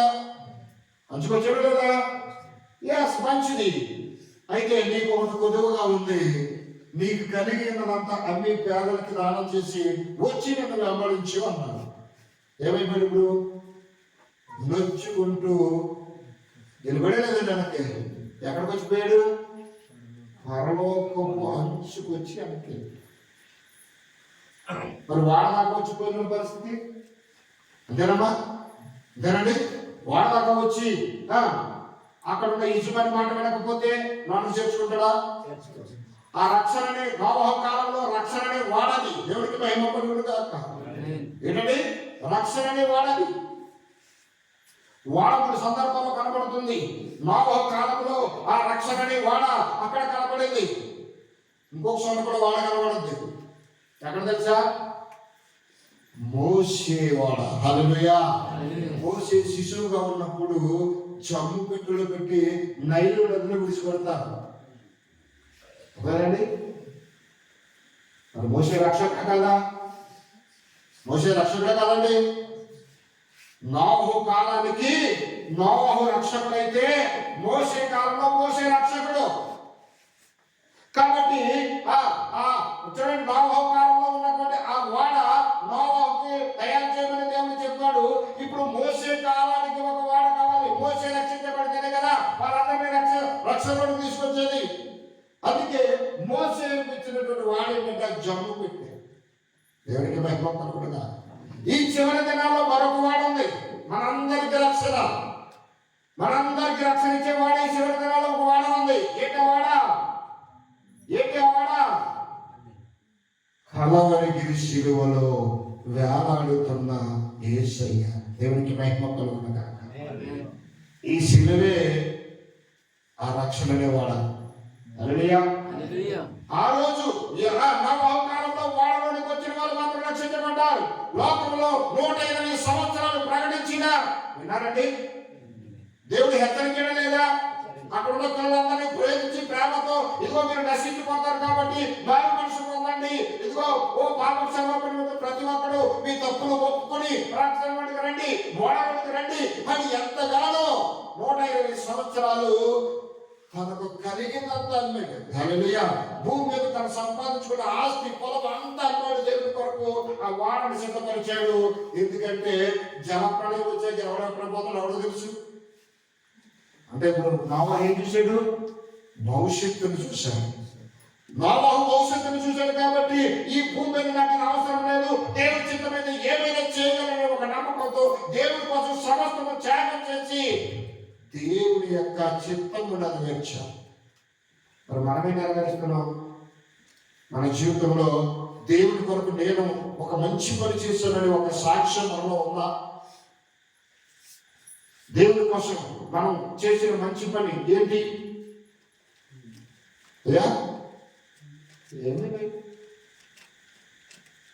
ఆలోచించుకోండి. వధువు సిద్ధపడాలంటే ఏం కావాలి? అలంకరణ కావాలా వద్దా? అలంకరణ కావాలా వద్దా? ఆ వధువులు సిద్ధపరచడానికి వాక్యం అనే అలంకరణ ఇస్తా ఉన్నాడు ఆయన. వాక్యం అనే అలంకరణతో నేను సిద్ధపరుస్తా ఉన్నాడు, నేను హెచ్చరిస్తా ఉన్నాడు. ఆ హెచ్చరికకు లోబడితే ఆ దినమందు నోవహు కాలంలో వారు లోబడలేదు కాబట్టి నశించిపోయారు. ఆదాములు ఆ హెచ్చరికకు లోబడలేదు కాబట్టి నశించిపోయారు. అదేనండి, ఆదాములు లోబడలేదు నశించిపోయారు. నోవహు కాలంలో లోబడలేదు నశించిపోయారు. లోబడిన వాళ్ళు మాత్రమే రక్షించబడ్డారు. ఆ తర్వాత నోవహు కుటుంబానికి ఈ ప్రపంచాన్ని కానుక ఇచ్చాడు దేవుడు. హల్లెలూయా. భూమి మీద తన కలిగినంతా పోగొట్టుకున్నాడు ఆయన. నువ్వు ఒక వంద పోతే నీకు 100 వందలు ఇస్తాడా? అదేనండి, దేవునికి మహిమ కలుగునుగా. అందుకే భవిష్యత్ జ్ఞానం కావాలి, జరగబోతున్న దాని మీద నీ గురి ఉండాలి. దేవునికి మహిమ కలుగునుగా. హల్లెలూయా, హల్లెలూయా. కాబట్టి పిల్లరా, మనము చూడండి, బాగా గమనించినట్లయితే నీ జీవితంలో నిన్ను హెచ్చరించకుండా దేవుడు ఏ పని చేయడు. నీకు ఆశీర్వాదం కావాలన్నా, నీకు శాపం కావాలన్నా మొట్టమొదటిగా నిన్ను హెచ్చరిస్తా ఉన్నాడు. ఆ హెచ్చరికను నువ్వు లోపడతావా, దీవించబడతావు. హెచ్చరికను నువ్వు తృణీకరిస్తావా, నశించిపోతావు. ఎన్నో ఏళ్ళుగా సన్నిధికి వస్తూ పోతూ చివరికి నీ ఆత్మను కోల్పోతే ఎందుకు ప్రయోజనం? ఏమైనా ఉపయోగం ఉందా? లేదు కదా. మరి కొన్నంతలోనే నువ్వు యథార్థంగా నువ్వు జీవించి ఆ హిజ్కియా వలె యథార్థంగా నువ్వు ప్రవర్తించి యథార్థంగా నీ భక్తిని నువ్వు కొనసాగిస్తే నిన్ను బట్టి నీ కుటుంబం రక్షించబడదా? నిన్ను బట్టి నీ యొక్క గ్రామం దీవించబడదా? నిన్ను బట్టి నీ రక్త సంబంధాలందరూ ఈ యొక్క ఆత్మ సంబంధమైన జీవంలోనికి రారా? వస్తారా? ఖచ్చితంగా వస్తారు. అంటే ఇప్పుడు నా కుటుంబం రక్షించబడటానికి కుటుంబం అంతటి పక్కన పెడితే గమనించండి, నోవహు కాలంలో అనేక మంది జనసమూహం ఉన్నారు. కానీ నోవహు మాత్రం ఎందుకు ఎన్నుకున్నాడు? ఒక్కడు చాలు. అర్థమైందండి. ఒక్కడు యథార్థంగా ఉంటే ఒక్కడు 100 మందికి సమానం. అర్థమైందండి. ఒక్కడు 100 మందికి సమానం. కాబట్టి ఇప్పుడు ఇదిగో నా కుటుంబంలో నా తండ్రి అలాంటి వాళ్ళు, నా తల్లి లాంటిది, నా అన్నదమ్ములు అలాంటి వాళ్ళు, నా పిల్లలు అలాంటి వాళ్ళు, ఈ షాపులు వద్దు. వాళ్ళు ఎవరు ఎలాంటి వాళ్ళు నీకు అనవసరం. నువ్వెలాంటి దాన్ని, నువ్వు ఎలాంటి వాడివి, ఎలాంటి దాన్ని. ఎన్నాళ్ళు నా విశ్వాసం జీవితంలో నేను ఏ విధంగా ఉన్నాను, ఏం నేర్చుకున్నాను, ఏం మార్చుకున్నాను, నా భక్తి జీవితాన్ని ఒక సాక్షిగా నేను కనపరచాలంటే దేవునికి నేను లోబడుతున్నానా లేదా?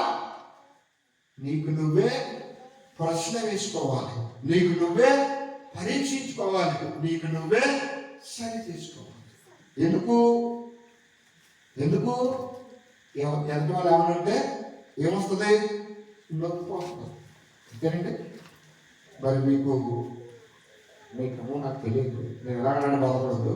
ఖచ్చితంగా ప్రభుత్వ ఆరాధనలో ఈ మాట హెచ్చరించకుండా మేము బాధపడదు. ఆ మాట ఏంటో చూద్దాం. ఒక మాట దేవుడు ఏం చెప్తాడు అది కూడా. కొరింథీయులకు రాసిన మొదటి పత్రిక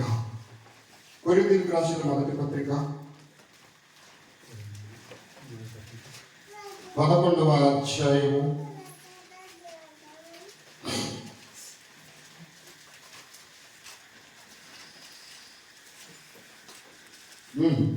28వ వచనాన్ని మనం చదువుతాం. కాబట్టి ప్రతి మనుషుడు తన్ను తాను పరీక్షించుకొనవలెను, అలాగు చేసి ఆ రొట్టెని తిని ఆ పాత్రలోనిది తాగవలెను. ప్రభు శరీరమని వివేచింపక తిని త్రాగువాడు తనకు శిక్షా విధి కలుగుటకే తిని త్రాగుచున్నాడు. ఇందువలన మీలో అనేకులు బలహీనులను రోగులనై ఉన్నారు, చాలా మంది నిద్రించుచున్నారు. అయితే మనలను మనమే విమర్శించుకొనిన ఎడల తీర్పు పొందకపోదుము. మనము తీర్పు పొందిన ఎడల లోకముతో పాటు మనకు శిక్షా విధి కలగకుండానట్లు ప్రభువు చేత శిక్షింపబడుచున్నాము. హల్లెలూయా. ఇప్పుడు ఎవరు పరీక్షించుకోవాలండి? ఎవరు పరీక్షించాలి? ఇప్పుడు ఎట్లా చెప్పండి? తన్ను తాను పరీక్షించుకోవాలి. ఎన్నాళ్ళ విశ్వాస జీవితంలో నీ మార్పు, నీ నేర్పు, నీ యొక్క ఎదుగుదల, నీ యొక్క బలహీనత నీకు నువ్వే ప్రశ్నించుకోవాలి. నువ్వు ఎంత యథార్థంగా ఉన్నావో నీకు నువ్వే. ఎందుకంటే ఖచ్చితంగా ఇది అర్థం కావట్లేదు. అక్కడ వాక్యం ఎంత తేటగా చెప్తుందో చూడండి. ఇందువలననే మీలో అనేకులు బలహీనులను రోగులై ఉన్నారు, చాలా మంది నిద్రించుతున్నారు. భావం ఏంటి? చాలా మంది రోగులు, చాలా మంది నిద్రిస్తున్నారు. ఏం చెప్తున్నాడు అక్కడ? ఏం చెప్తున్నాడు? నువ్వు అనుకుంటున్నావు నేను బాగానే ఉన్నాను, ఆరోగ్యంగా ఉన్నాను, అందంగా ఉన్నాను, నాకేం కొదువా అనుకుంటున్నావు. కానీ ఆత్మకు పట్టిన రోగము నిన్ను ఎక్కడ తీసుకెళ్తుంది? పాపంలో తీసుకెళ్తాం. చాలా మంది నిద్రించుచున్నారు. హల్లెలూయా. మీకు తెలుసా, ఆత్మీయంగా అనేక మంది చచ్చిన వారు ఉన్నారు. శరీరంగా బ్రతికే ఉన్నారు, ఆత్మీయంగా మళ్ళీ వెనకెళ్దాం, ఏదోటికి వెళ్దాం. వాళ్ళు ఏం కావాలి? ఇప్పుడు ఆత్మీయంగా వచ్చారా లేదా? శారీరకంగా వాళ్ళకి మనకి ఏంటి తేడాలు? వినగలమ్మా, వాళ్ళకి మనకి మనం ఏమనుకున్నాం అంటే శరీర సంబంధంగానే మన ఆలోచన అంతా. శరీర సంబంధంగా కాదు, నీ ప్రతి ఆలోచన ఆత్మ సంబంధంగా ఆలోచించాలి. ఎందుకంటే నువ్వు ఆత్మ సంబంధంగా ఆలోచిస్తేనే శరీర సంబంధంగా దాన్ని రేట్ చేయగలుగుతావు. అర్థండి? ఎందుకంటే నేను సరి చేయగలిగిన శక్తి నీ శరీరానికి లేదు, నీ ఆత్మకు ఉంది. దేవునికి మహిమ కలుగునుగా. నీకు ఒక మాట మీకు చెప్తాం. ఒక వ్యక్తి ఏదో ప్రాబ్లం వచ్చింది, కోమలోకి వెళ్ళిపోయాడు. ఇప్పుడు బతుకమ్మ చచ్చిపోయా? కోమలోకి వెళ్ళిన ఒక వ్యక్తి బ్రతికాడే చచ్చిపోయాడండి? బ్రతకలేదు. మరి ఎలా ఉన్నాడు? నిర్జీవ స్థితిలో ఉన్నాడు. అంతేనండి. మరి మరి మాట్లాడగలరా? చూడగలరా? తినగలరా? కదలగలరా? చచ్చిపోయాడా? మరి బతుకున్నాడు ఎందుకు చేయరు కదా? బతుకున్నాడు ఎందుకు చేయలేదా? చెయ్యాలి. మరి ఏం చేస్తున్నాడు వీడు? కళ్ళు ఇలాగే చూస్తా ఉన్నాయి, రక్తకుండా అదే కలుగుడు కాక కళ్ళు చూస్తూనే ఉన్నాయి. నువ్వు కూడా నోరు ఇలా పెట్టి ఒక్క నీళ్ళు వేసావు, మిగతా కారణం ఏంటి? మరి ఏమై ఉన్నాడు ఇప్పుడు? చనిపోయాడా, బతుకున్నాడా? ఆ స్థితిలో ఉండడానికి గల కారణం ఏంటి? ఈరోజు సంఘం కూడా అలాగే ఉంది. అదే చెప్తున్నాడు ఇక్కడ. సంఘంలో ఉన్న ప్రతి విశ్వాసి ఏ స్థానంలో ఉన్నాడో ఒకసారి చూపిస్తున్నాడు ఇక్కడ. అర్థమవుతుంది? కోపంలో ఉన్నాడు. వాళ్ళు ఏం లేదు, వాళ్ళు ఏం లేదు వాళ్ళు ఆత్మ లేదు. దేవునికి మెచ్చిపోతాడు కాక. ఆత్మ ఉంటేనే కదలిక. ఆత్మ లేకపోతే ఎలా బతుకుంటాడు? ప్రశ్న వస్తుందా లేదా? అడగరా? హల్లెలూయా. ఆత్మ లేకుండా ఎలా బతుకుంటాడు? ప్రాణం ఎక్కడుంది? ప్రాణం ఎక్కడుంది? శరీరం. అంతేనా? శరీరంలోనేనా? శరీరంలోనే ఎక్కడుంది? ప్రాణం ఎక్కడుంది? శరీరంలో మంచిదే. ఎక్కడుంది? గట్టిగా చెప్పండి. దేవునికి స్తోత్రం. ఎక్కడుంది ప్రాణం? రక్తంలో. హల్లెలూయా. ప్రాణం ఎక్కడుందండి? రక్తంలో ఉంది. రక్తం ఎక్కడుంది? శరీరంలో ఉంది. ఇప్పుడు ఆ ప్రాణం రక్తంలో ఉంది, రక్తం శరీరంలో ఉంది కాబట్టి సావడం. అది కదలాలంటే ఆత్మ కావాలి. అర్థండి? అందుకే కదా జంతువు నేర్పుకున్నాడు వాడు. జంతువు ఆత్మ లేకుండా ఏమైనా చేయగలదా? ఏం చేయలేదు. అందుకే జంతువు నేర్పుకున్నాడు, నాశనం తీసుకురావడానికి కారణమయ్యాడు. అర్థమవునండి? ఇప్పుడు ఈ ఆత్మ బయటకు వచ్చింది. అందుకే బాగా మన సందర్భం బట్టి గొడవ పెట్టినంత కూడా ఆత్మ ఎక్కడ ఉంటది? హల్లెలూయా. గమనించారా? తిరుగుతూ ఉంటాం. మళ్ళా వాడు ఇంకా ఒక స్థితిలో ఉన్నాడు కాబట్టి చప్పుడు అయితే చాలు పక్కన మళ్ళా వస్తుంది.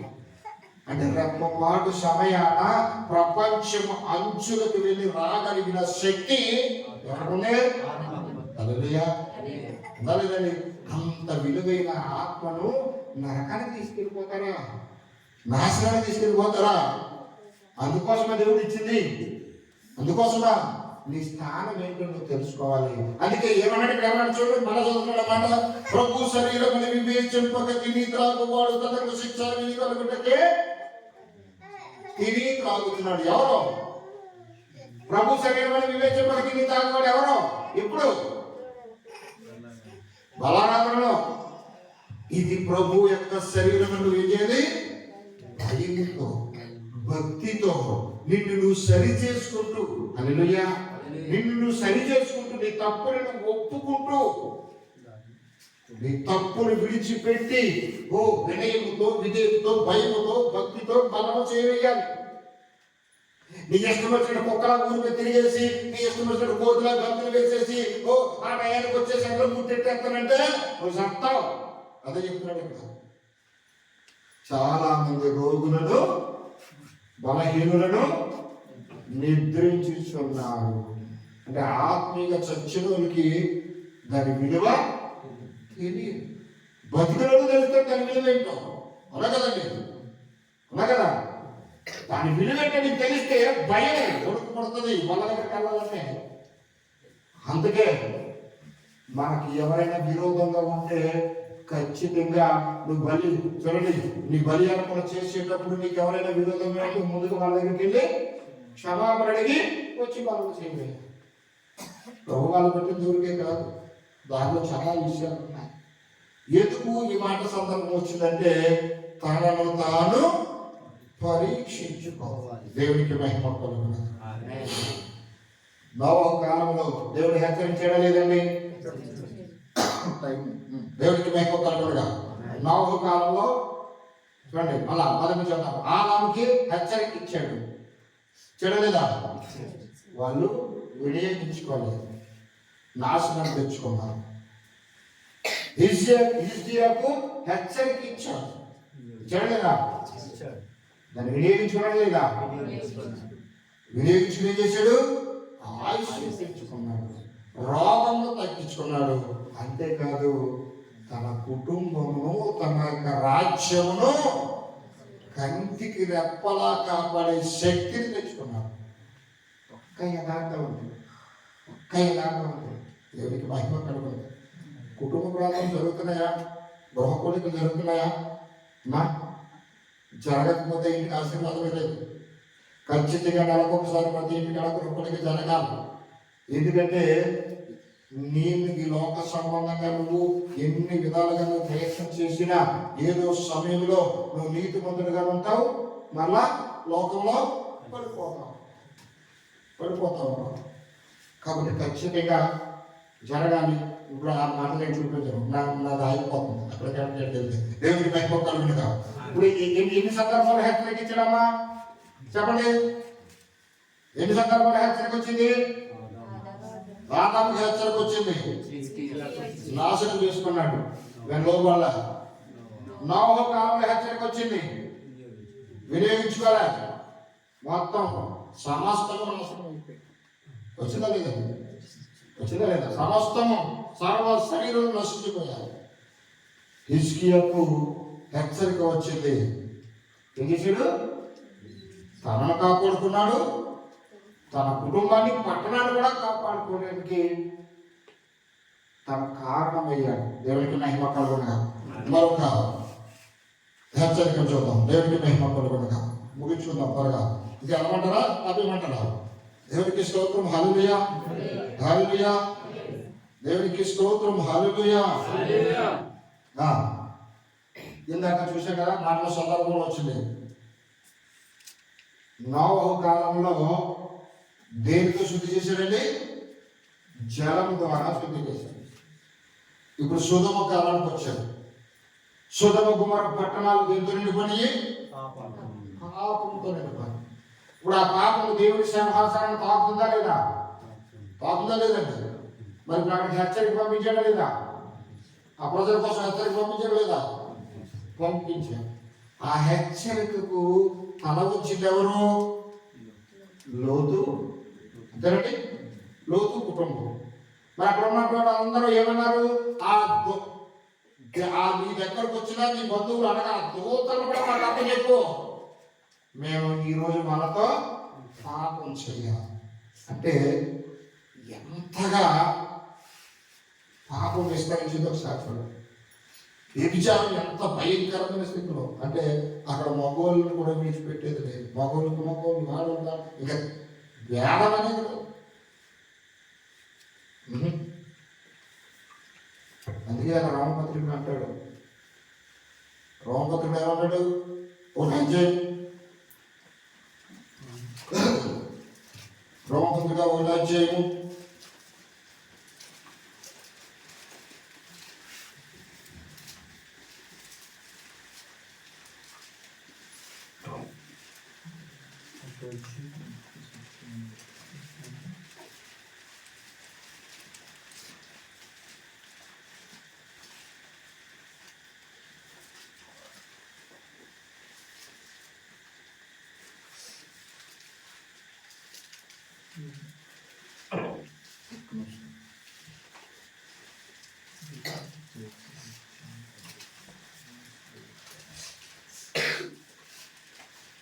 1 తీశారండి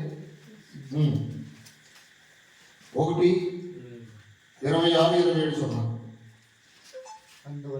అందువలన దేవుడు తుచ్చమైన అభిలాషలకు వారిని అప్పగించెను.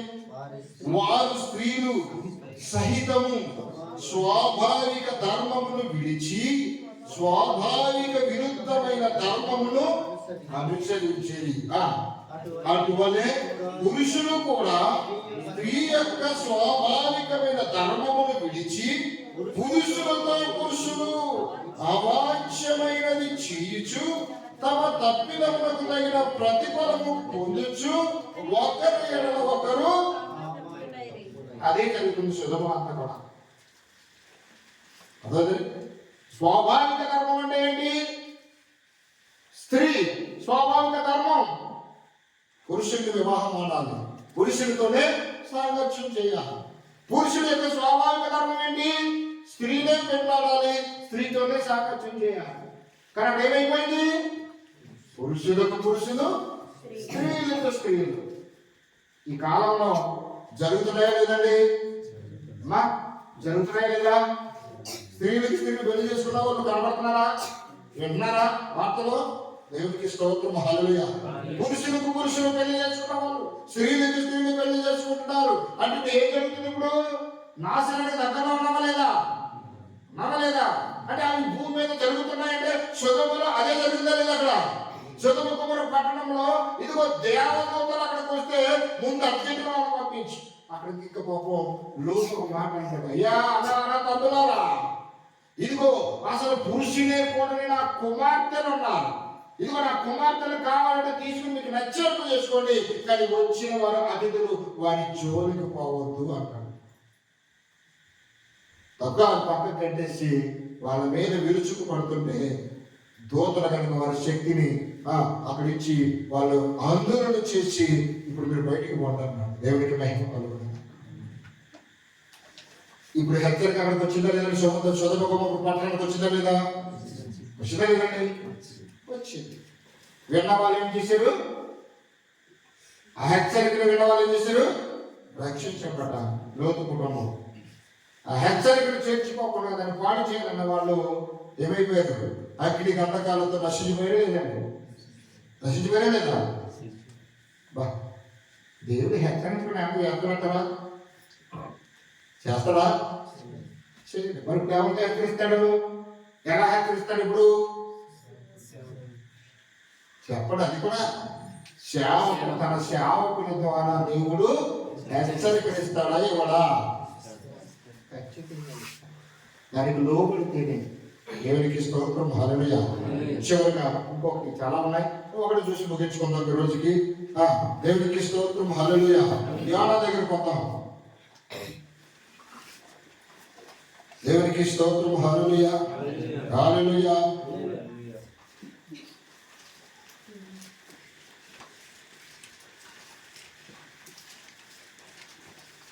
యోనా 1:1 నుంచి త్వరగా ముగించేస్తాం. అంటే మొత్తం చదివించకుండా క్లుప్తంగా ముగించుకుంటూ వస్తున్నాను. చదివితే టైం ఒకటే అవుతుంది. అందుకోసం నేను ప్రతి పాయింట్ వివరిస్తాను. టైం ఒకలో మిగిలిన నాకు టైం లేదు. అందుకోసమే నేను వివరించుకుంటూ వచ్చేస్తున్నాను. దేవుడికి మహిమ కలుగును గాక. మొదటి చక్కగా యెహోవా మాకు అమితయి కుమారుడైన యోనాకు ప్రత్యక్షమై ఇలాగు సెలవిచ్చెను. నినివే పట్టణస్థుల దోషము నా దృష్టికి ఘోరమైనదాయను కనుక నీవు లేచి నినివే మహాపట్టణమునకు పోయి దానికి దుర్గతి కలుగునని ప్రకటింపు. హల్లెలూయా. ఇప్పుడు నినివే పట్టణంలో ఉన్నటువంటి ప్రజలు కూడా ఇలాంటి వ్యభిచారులు, దొంగలు, మహాభయంకరమైన స్థితిలో జీవిస్తున్నారు. ఇప్పుడు అక్కడ జీవిస్తున్న ప్రజల యొక్క స్థితిగతులు దేవుడి దృష్టికి ఎలా కనబడుతున్నాయి? చాలా ఘోరంగా. దేవుడికి మహిమ కలుగుతుంది. చాలా బాధపరుస్తున్నాయి, దేవుని దుఃఖపరుస్తున్నాయి.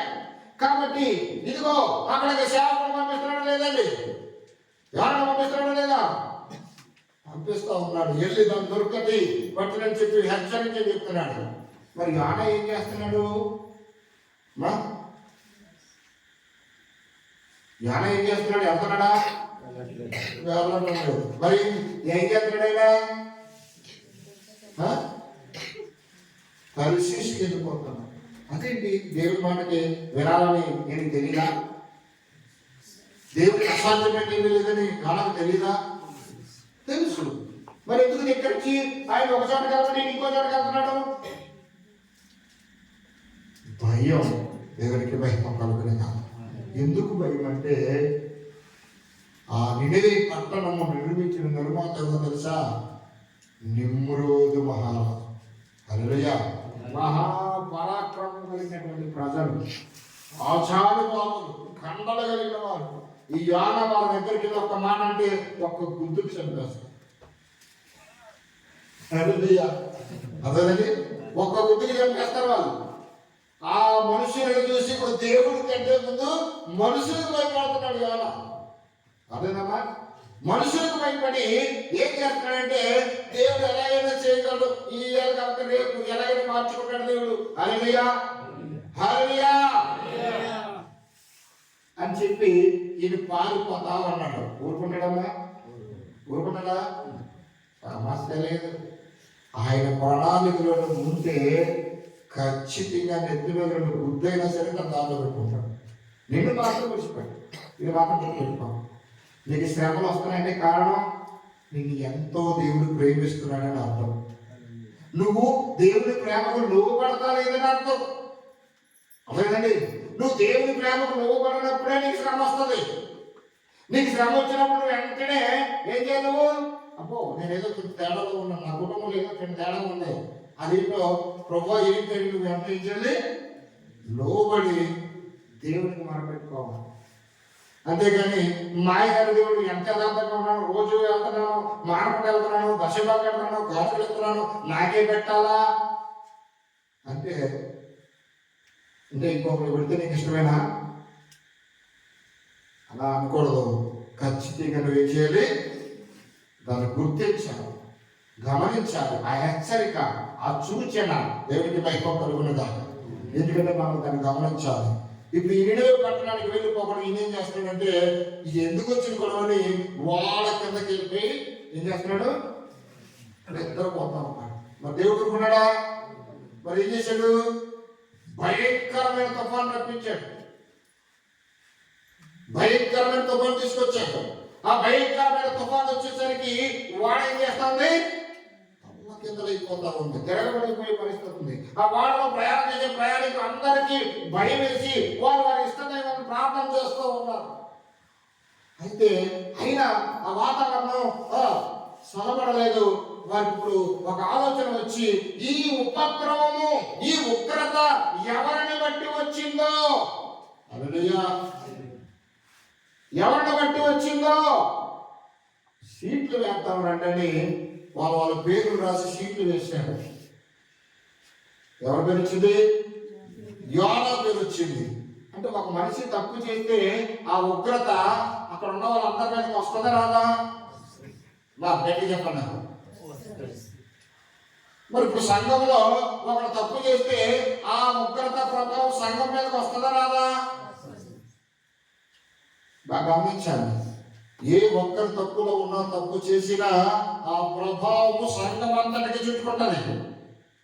మీకు ఒక ఉదాహరణ చూపిస్తా. ఎరుకో పట్టణాన్ని నాశనం చేసి రమ్మని అక్కడ దేవుడు యెహోషువ కాల్చి పంపించినప్పుడు ఆకాన్ ఏం చేస్తాడు? ఆ బంగారపు కంపెనీ చూసి, ఆ చిరాయి వస్త్రంలో చూసి, బా ఏ ముందరని చెప్పి తీసుకొచ్చి ఏం చేశాడండి? ఒక పక్క భయం ఉంది, మరో పక్క ఆశ ఉంది. భయపడుతున్నాడు, ఆశను చంపుకోలేకపోతున్నాడు. ఈరోజు అలాగే ఉంది మన జీవితాన్ని. అర్థవుతుందండి? ఒక పక్క దేవుడికి భయం ఉంది, ఒక పక్క ఒకటి ఆశ ఉంది. అసలుగా ఎవరో చూడకుండా తీసుకొచ్చి తన గొడారంలో భయం తీసి గోతులో పెట్టాడు. ఎవరు చూశారమ్మా? ఎవరు చూశారా?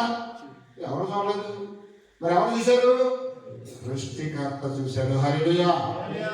నేను ఉద్ధరణ పనులు చేస్తామని తనను బట్టి సైన్యంలో 1000 మంది చచ్చిపోతా ఉన్నారు.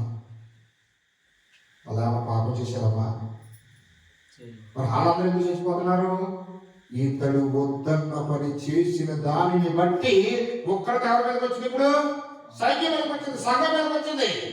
సంఘం మీదకి వచ్చి అనేక మంది నశించిపోతా ఉంటే వెంటనే కాపురిగా ఉన్న యెహోషువ వివేచించి, ఇదిగో ఓ దేవుడు ఉద్ధరణ పని ఎవరైనా చేశారని దేవుడికి మొరపెట్టినప్పుడు దేవుడు చూపిస్తా ఉన్నాడు, నేను ఉద్ధరణ పని చేశానని చెప్పి. అప్పుడు ఖచ్చితంగా వచ్చి ఆ యొక్క పాలెంలో అడిగితే తను ఒప్పుకుంటాడు. అప్పుడు నేనే చేశాను పని. తీసుకుని వెళ్ళి ఎప్పుడైతే అక్కడ ఆ దాచబడిన ఆ శపితమైన దానిని తీసుకొచ్చి, హల్లెలూయా, అర్థమవుతుంది, ఆ శపితమైన దాన్ని తీసుకొచ్చి ఇప్పుడు తను చేసిన పనిని బట్టి ఎంతమంది చేసిపోయారు? ఇప్పుడు అక్కడికి హెచ్చరిక ఇచ్చాడు లేదా? ఆ శపితమైన ఏమి తెలవదని సైన్యం అందరికీ హెచ్చరిక ఇచ్చాడు లేదా? ఆ ఎరుకో పట్టణంతో శపితమైన అందరూ ఏమి తెలవదని అందరికి చెప్పాడు లేదా? మరి అది హెచ్చరికేనా? హెచ్చరికే. అందరూ లోపడ్డారు, ఆకారం లోపడలేదు. లోపలికి ఏం చేశాడు? తీసుకొచ్చి దాచిపెట్టాడు. తను చేసిన పనికి సైన్యంలో చాలా మంది చచ్చిపోయారు. ఇంకా తప్పు బయటికి తెలిసిన తరువాత తను, తన భార్య, తన పిల్లలు, తన పశువుని ఏం చేశారు? బయట తీసుకొచ్చి ఏం చేశారు? కొట్టి చంపేసి కాల్చేశారు. అంటే హిజ్కియా వల్ల హిజ్కియా రక్షించబడ్డాడు, హిజ్కియా కుటుంబం రక్షించబడింది, పట్టణం కూడా రక్షించబడింది. ఇక్కడ ఆకాన్ వల్ల ఎంతమంది రక్షించిపోయారు? అంటే హెచ్చరిక ఎంత ప్రమాదమైనదో, ఎంత విలువైనదో గమనించాలి మనం. దేవుడికి మహిమ కలుగును గాక. దాన్ని గమనించకుండా, గుర్తించకుండా, అంటే ఏంటి ఆ హెచ్చరిక? అంటే నువ్వు వచ్చి కూర్చున్న ప్రతిసారి దేవుడు నీతో మాట్లాడే ప్రతి మాట నీ హెచ్చరికే. అది నీ క్షేమం కోరి నీకు హెచ్చరిస్తా ఉన్నాడు. నీవు అవిధేయత ఉంటే సరి తెచ్చుకుంటావని. ఎందుకంటే నిన్ను ప్రేమించాడు, నిన్ను ప్రియమైన భార్యగా, వధువుగా సిద్ధపరచాలనుకున్నాడు. కాబట్టి నీతోనే మాట్లాడుతా ఉన్నాడు, నీతోనే మాట్లాడుతా ఉన్నాడు. నాతోనే నా తండ్రి మాట్లాడుతున్నాడు, నాతోనే నా ఆత్మీయ భర్త మాట్లాడుతున్నాడని నువ్వు అర్థం చేసుకుంటే నిశ్చయంగా సిద్ధపడతావు, దీవించబడతావు, కట్టబడికి వస్తావు. లేకపోతే ఆ శాపం, నాశనం మన మీదకి వస్తుంది. అంతేకాదు మనను బట్టి సంఘం మీద కూడా వస్తుంది. బాగా గుర్తుపెట్టుకోండి. నా ఇష్టం అంటాడు కదా, ఒక తాగుబోతు అంటాడు, నేను కష్టపడుతున్నాను, నేను సంపాదించుకున్నాను, నా డబ్బులకి నేను తాగుతా, నీకేంటి? తన కష్టమే, తన సంపాదనే, తన తాగుడే.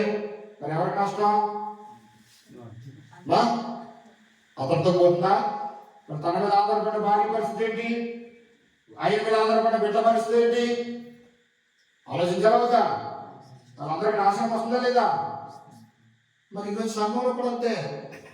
ఏ ఒక్కరు తప్పుగా ఆలోచించినా, తప్పుగా ప్రవర్తించినా హెచ్చరికలు దాటిపోయిన వారు అవుతారు, ఉగ్రతను పొందుకుంటారు. కాబట్టి వాక్యాన్ని శ్రద్ధగా వినాలి, విన్న దాన్ని వివేచించాలి, వివేచించిన దాని ప్రకారం నువ్వు జీవించాలి. దేవునికి మహిమ కలుగును గాక.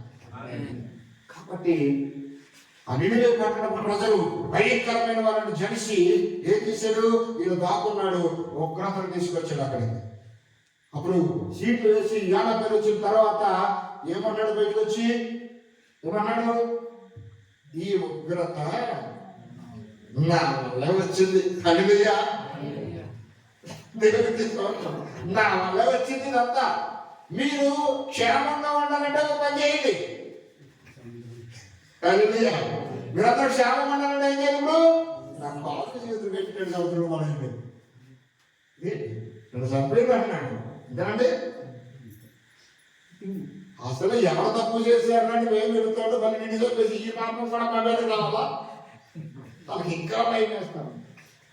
మీరు ఎంత ప్రయత్నం చేసినా ఇది తగ్గదు, నన్ను పడేస్తేనే కానీ. ఎందుకంటే ఆ జీవము గల దేవుని యొక్క సేవకుని నేను. ఆయన మాట వినకుండా నేను పారిపోవడానికి వచ్చాను, అందుకే కదా. హల్లెలూయా. ఇక ఏ దోషము మా మీదకి రాకూడదని ప్రార్థన చేసుకున్నారు.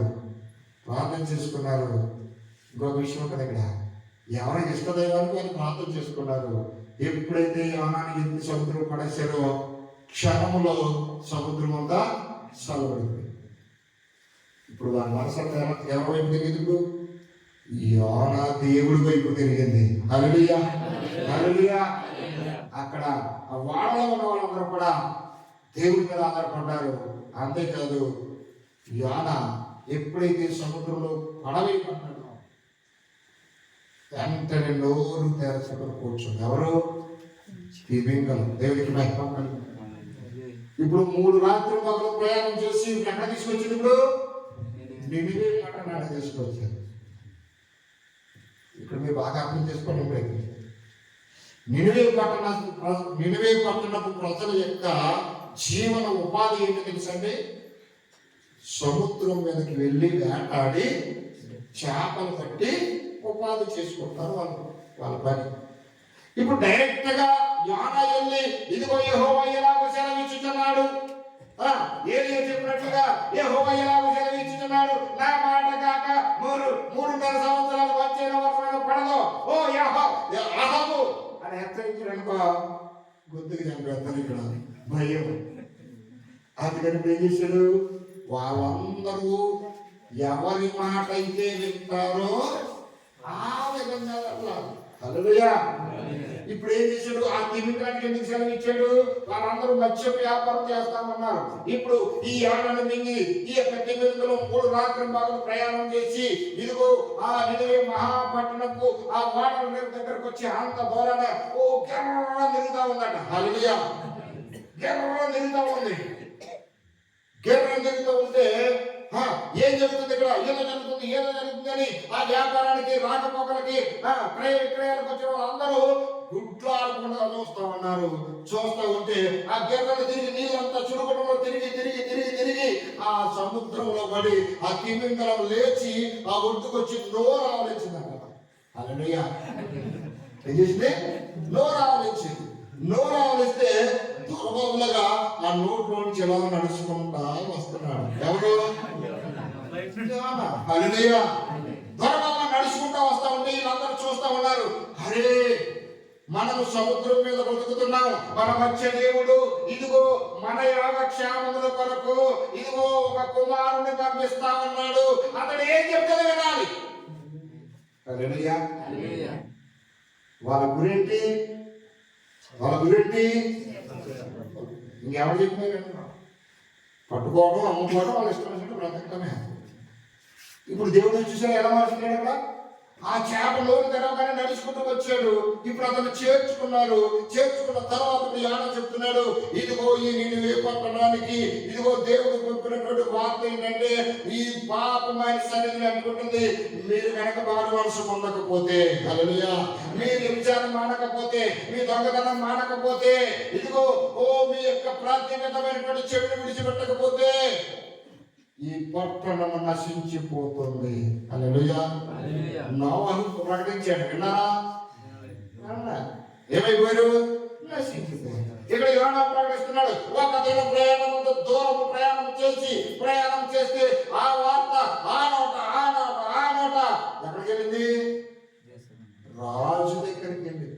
హల్లెలూయా. రాజు దగ్గరికి వెళ్ళింది.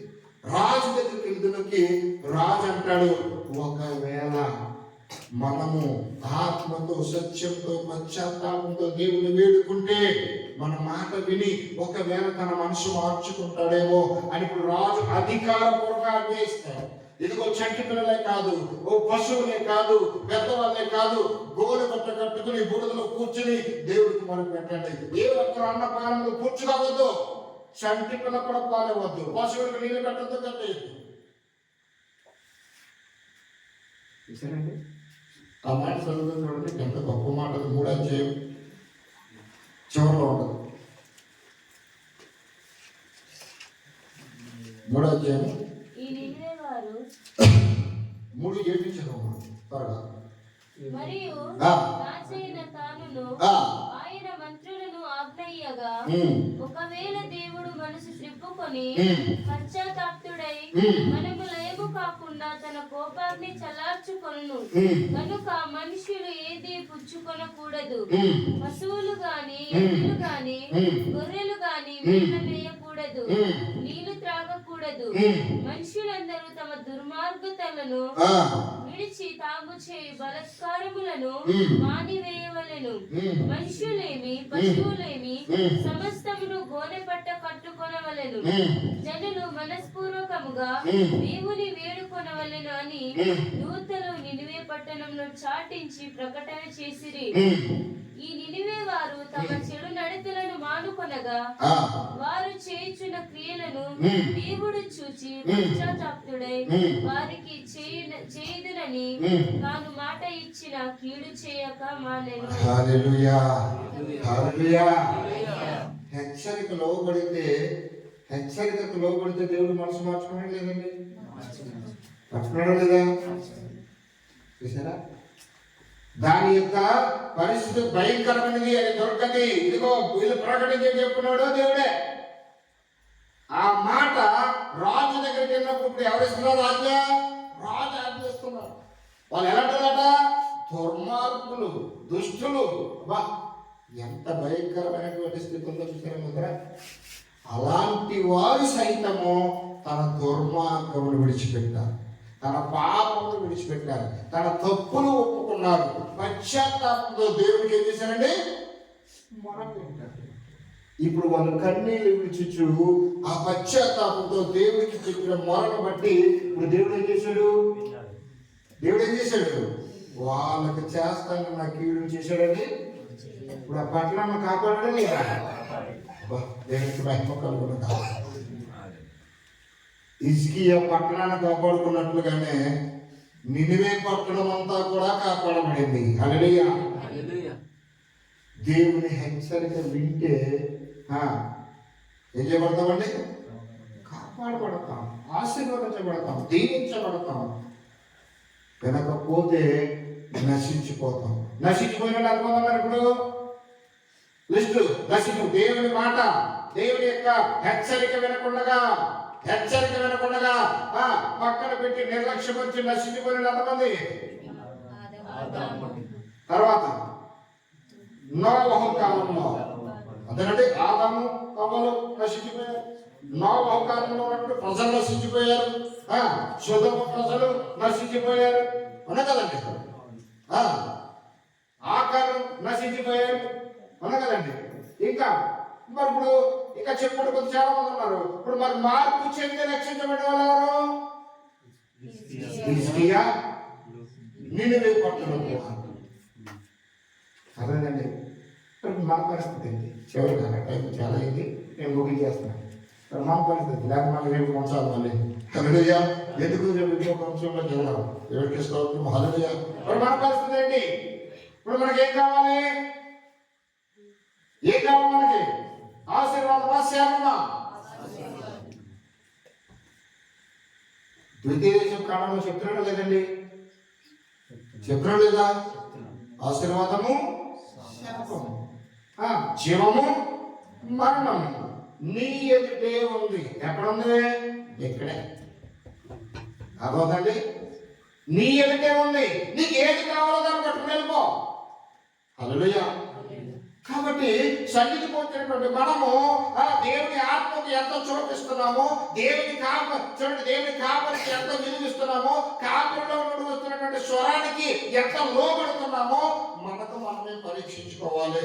ఆ పరీక్షించుకున్న తర్వాత అప్పుడు మన జీవితము హెచ్చించబడాలా, తగ్గించబడాలా, ఆశీర్వదించబడాలా, నశించుకోవాలా తర్వాత కనబడుతుంది.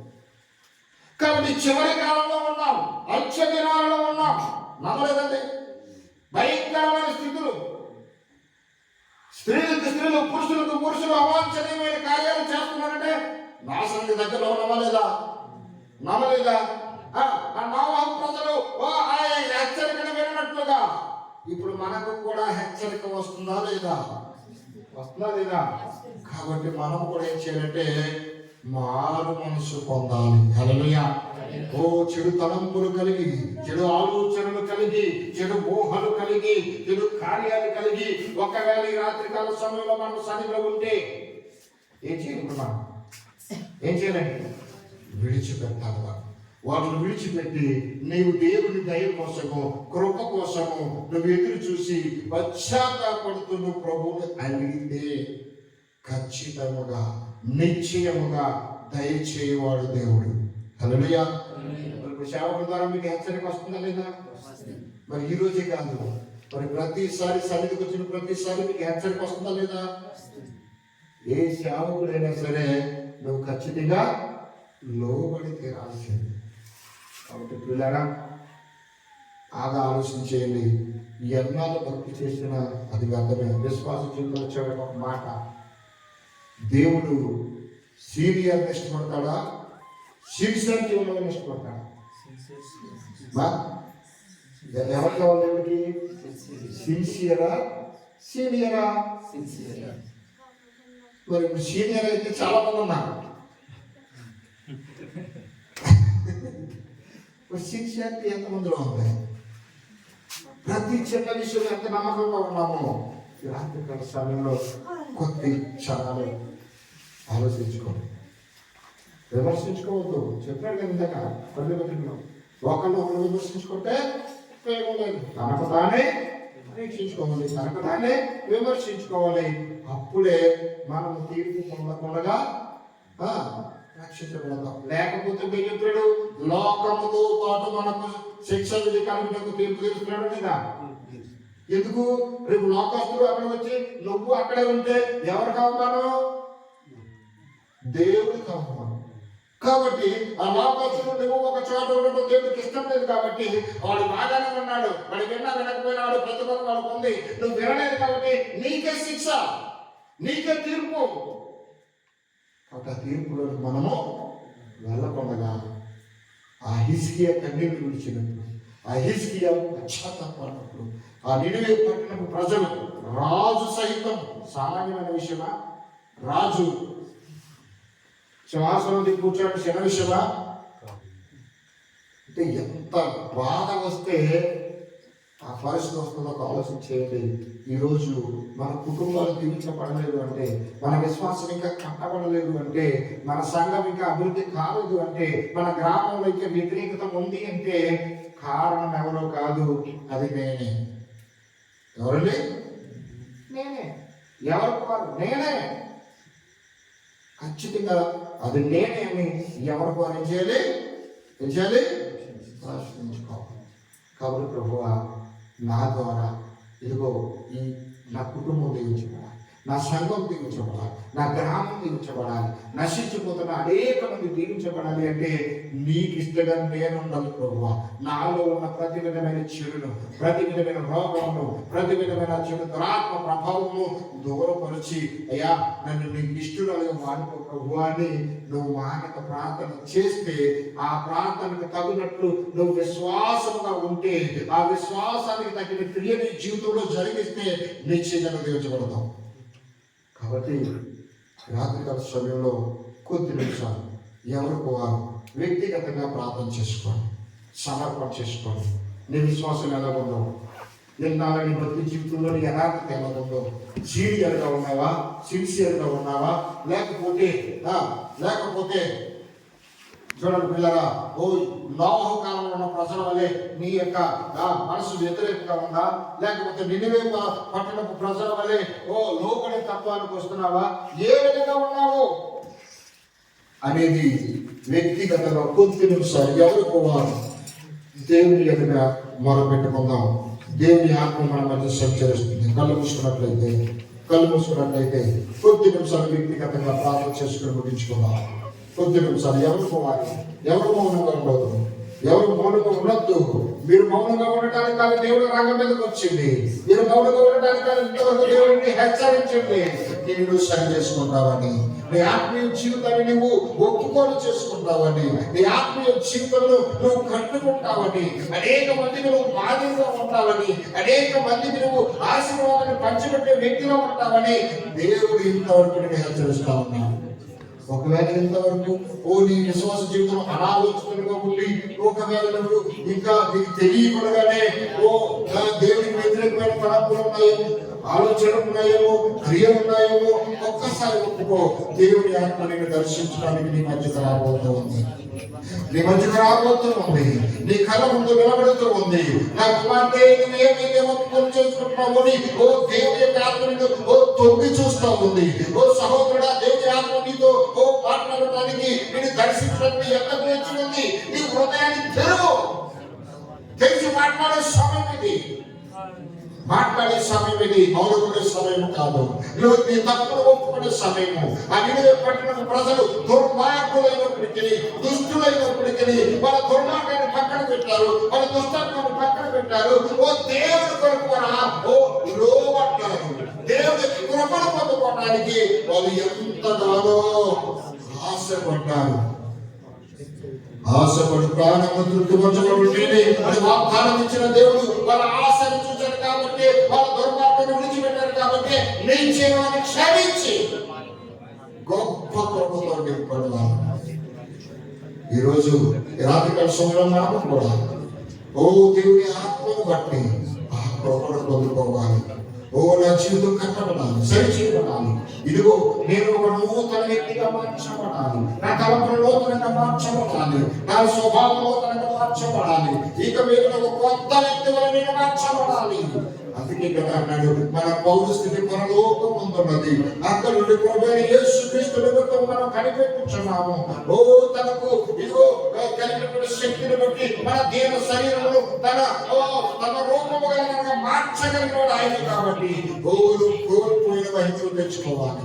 కోల్పోయినటువంటి మహిమను నువ్వు తిరిగి రప్పించుకోవాలి. ఆ స్థితిని నీ ఆత్మను సిద్ధపరచుకునే తప్ప నీవు వధువు అయినదని మర్చిపోకూడగా. ఖచ్చితంగా నువ్వు సిద్ధపడితే తప్ప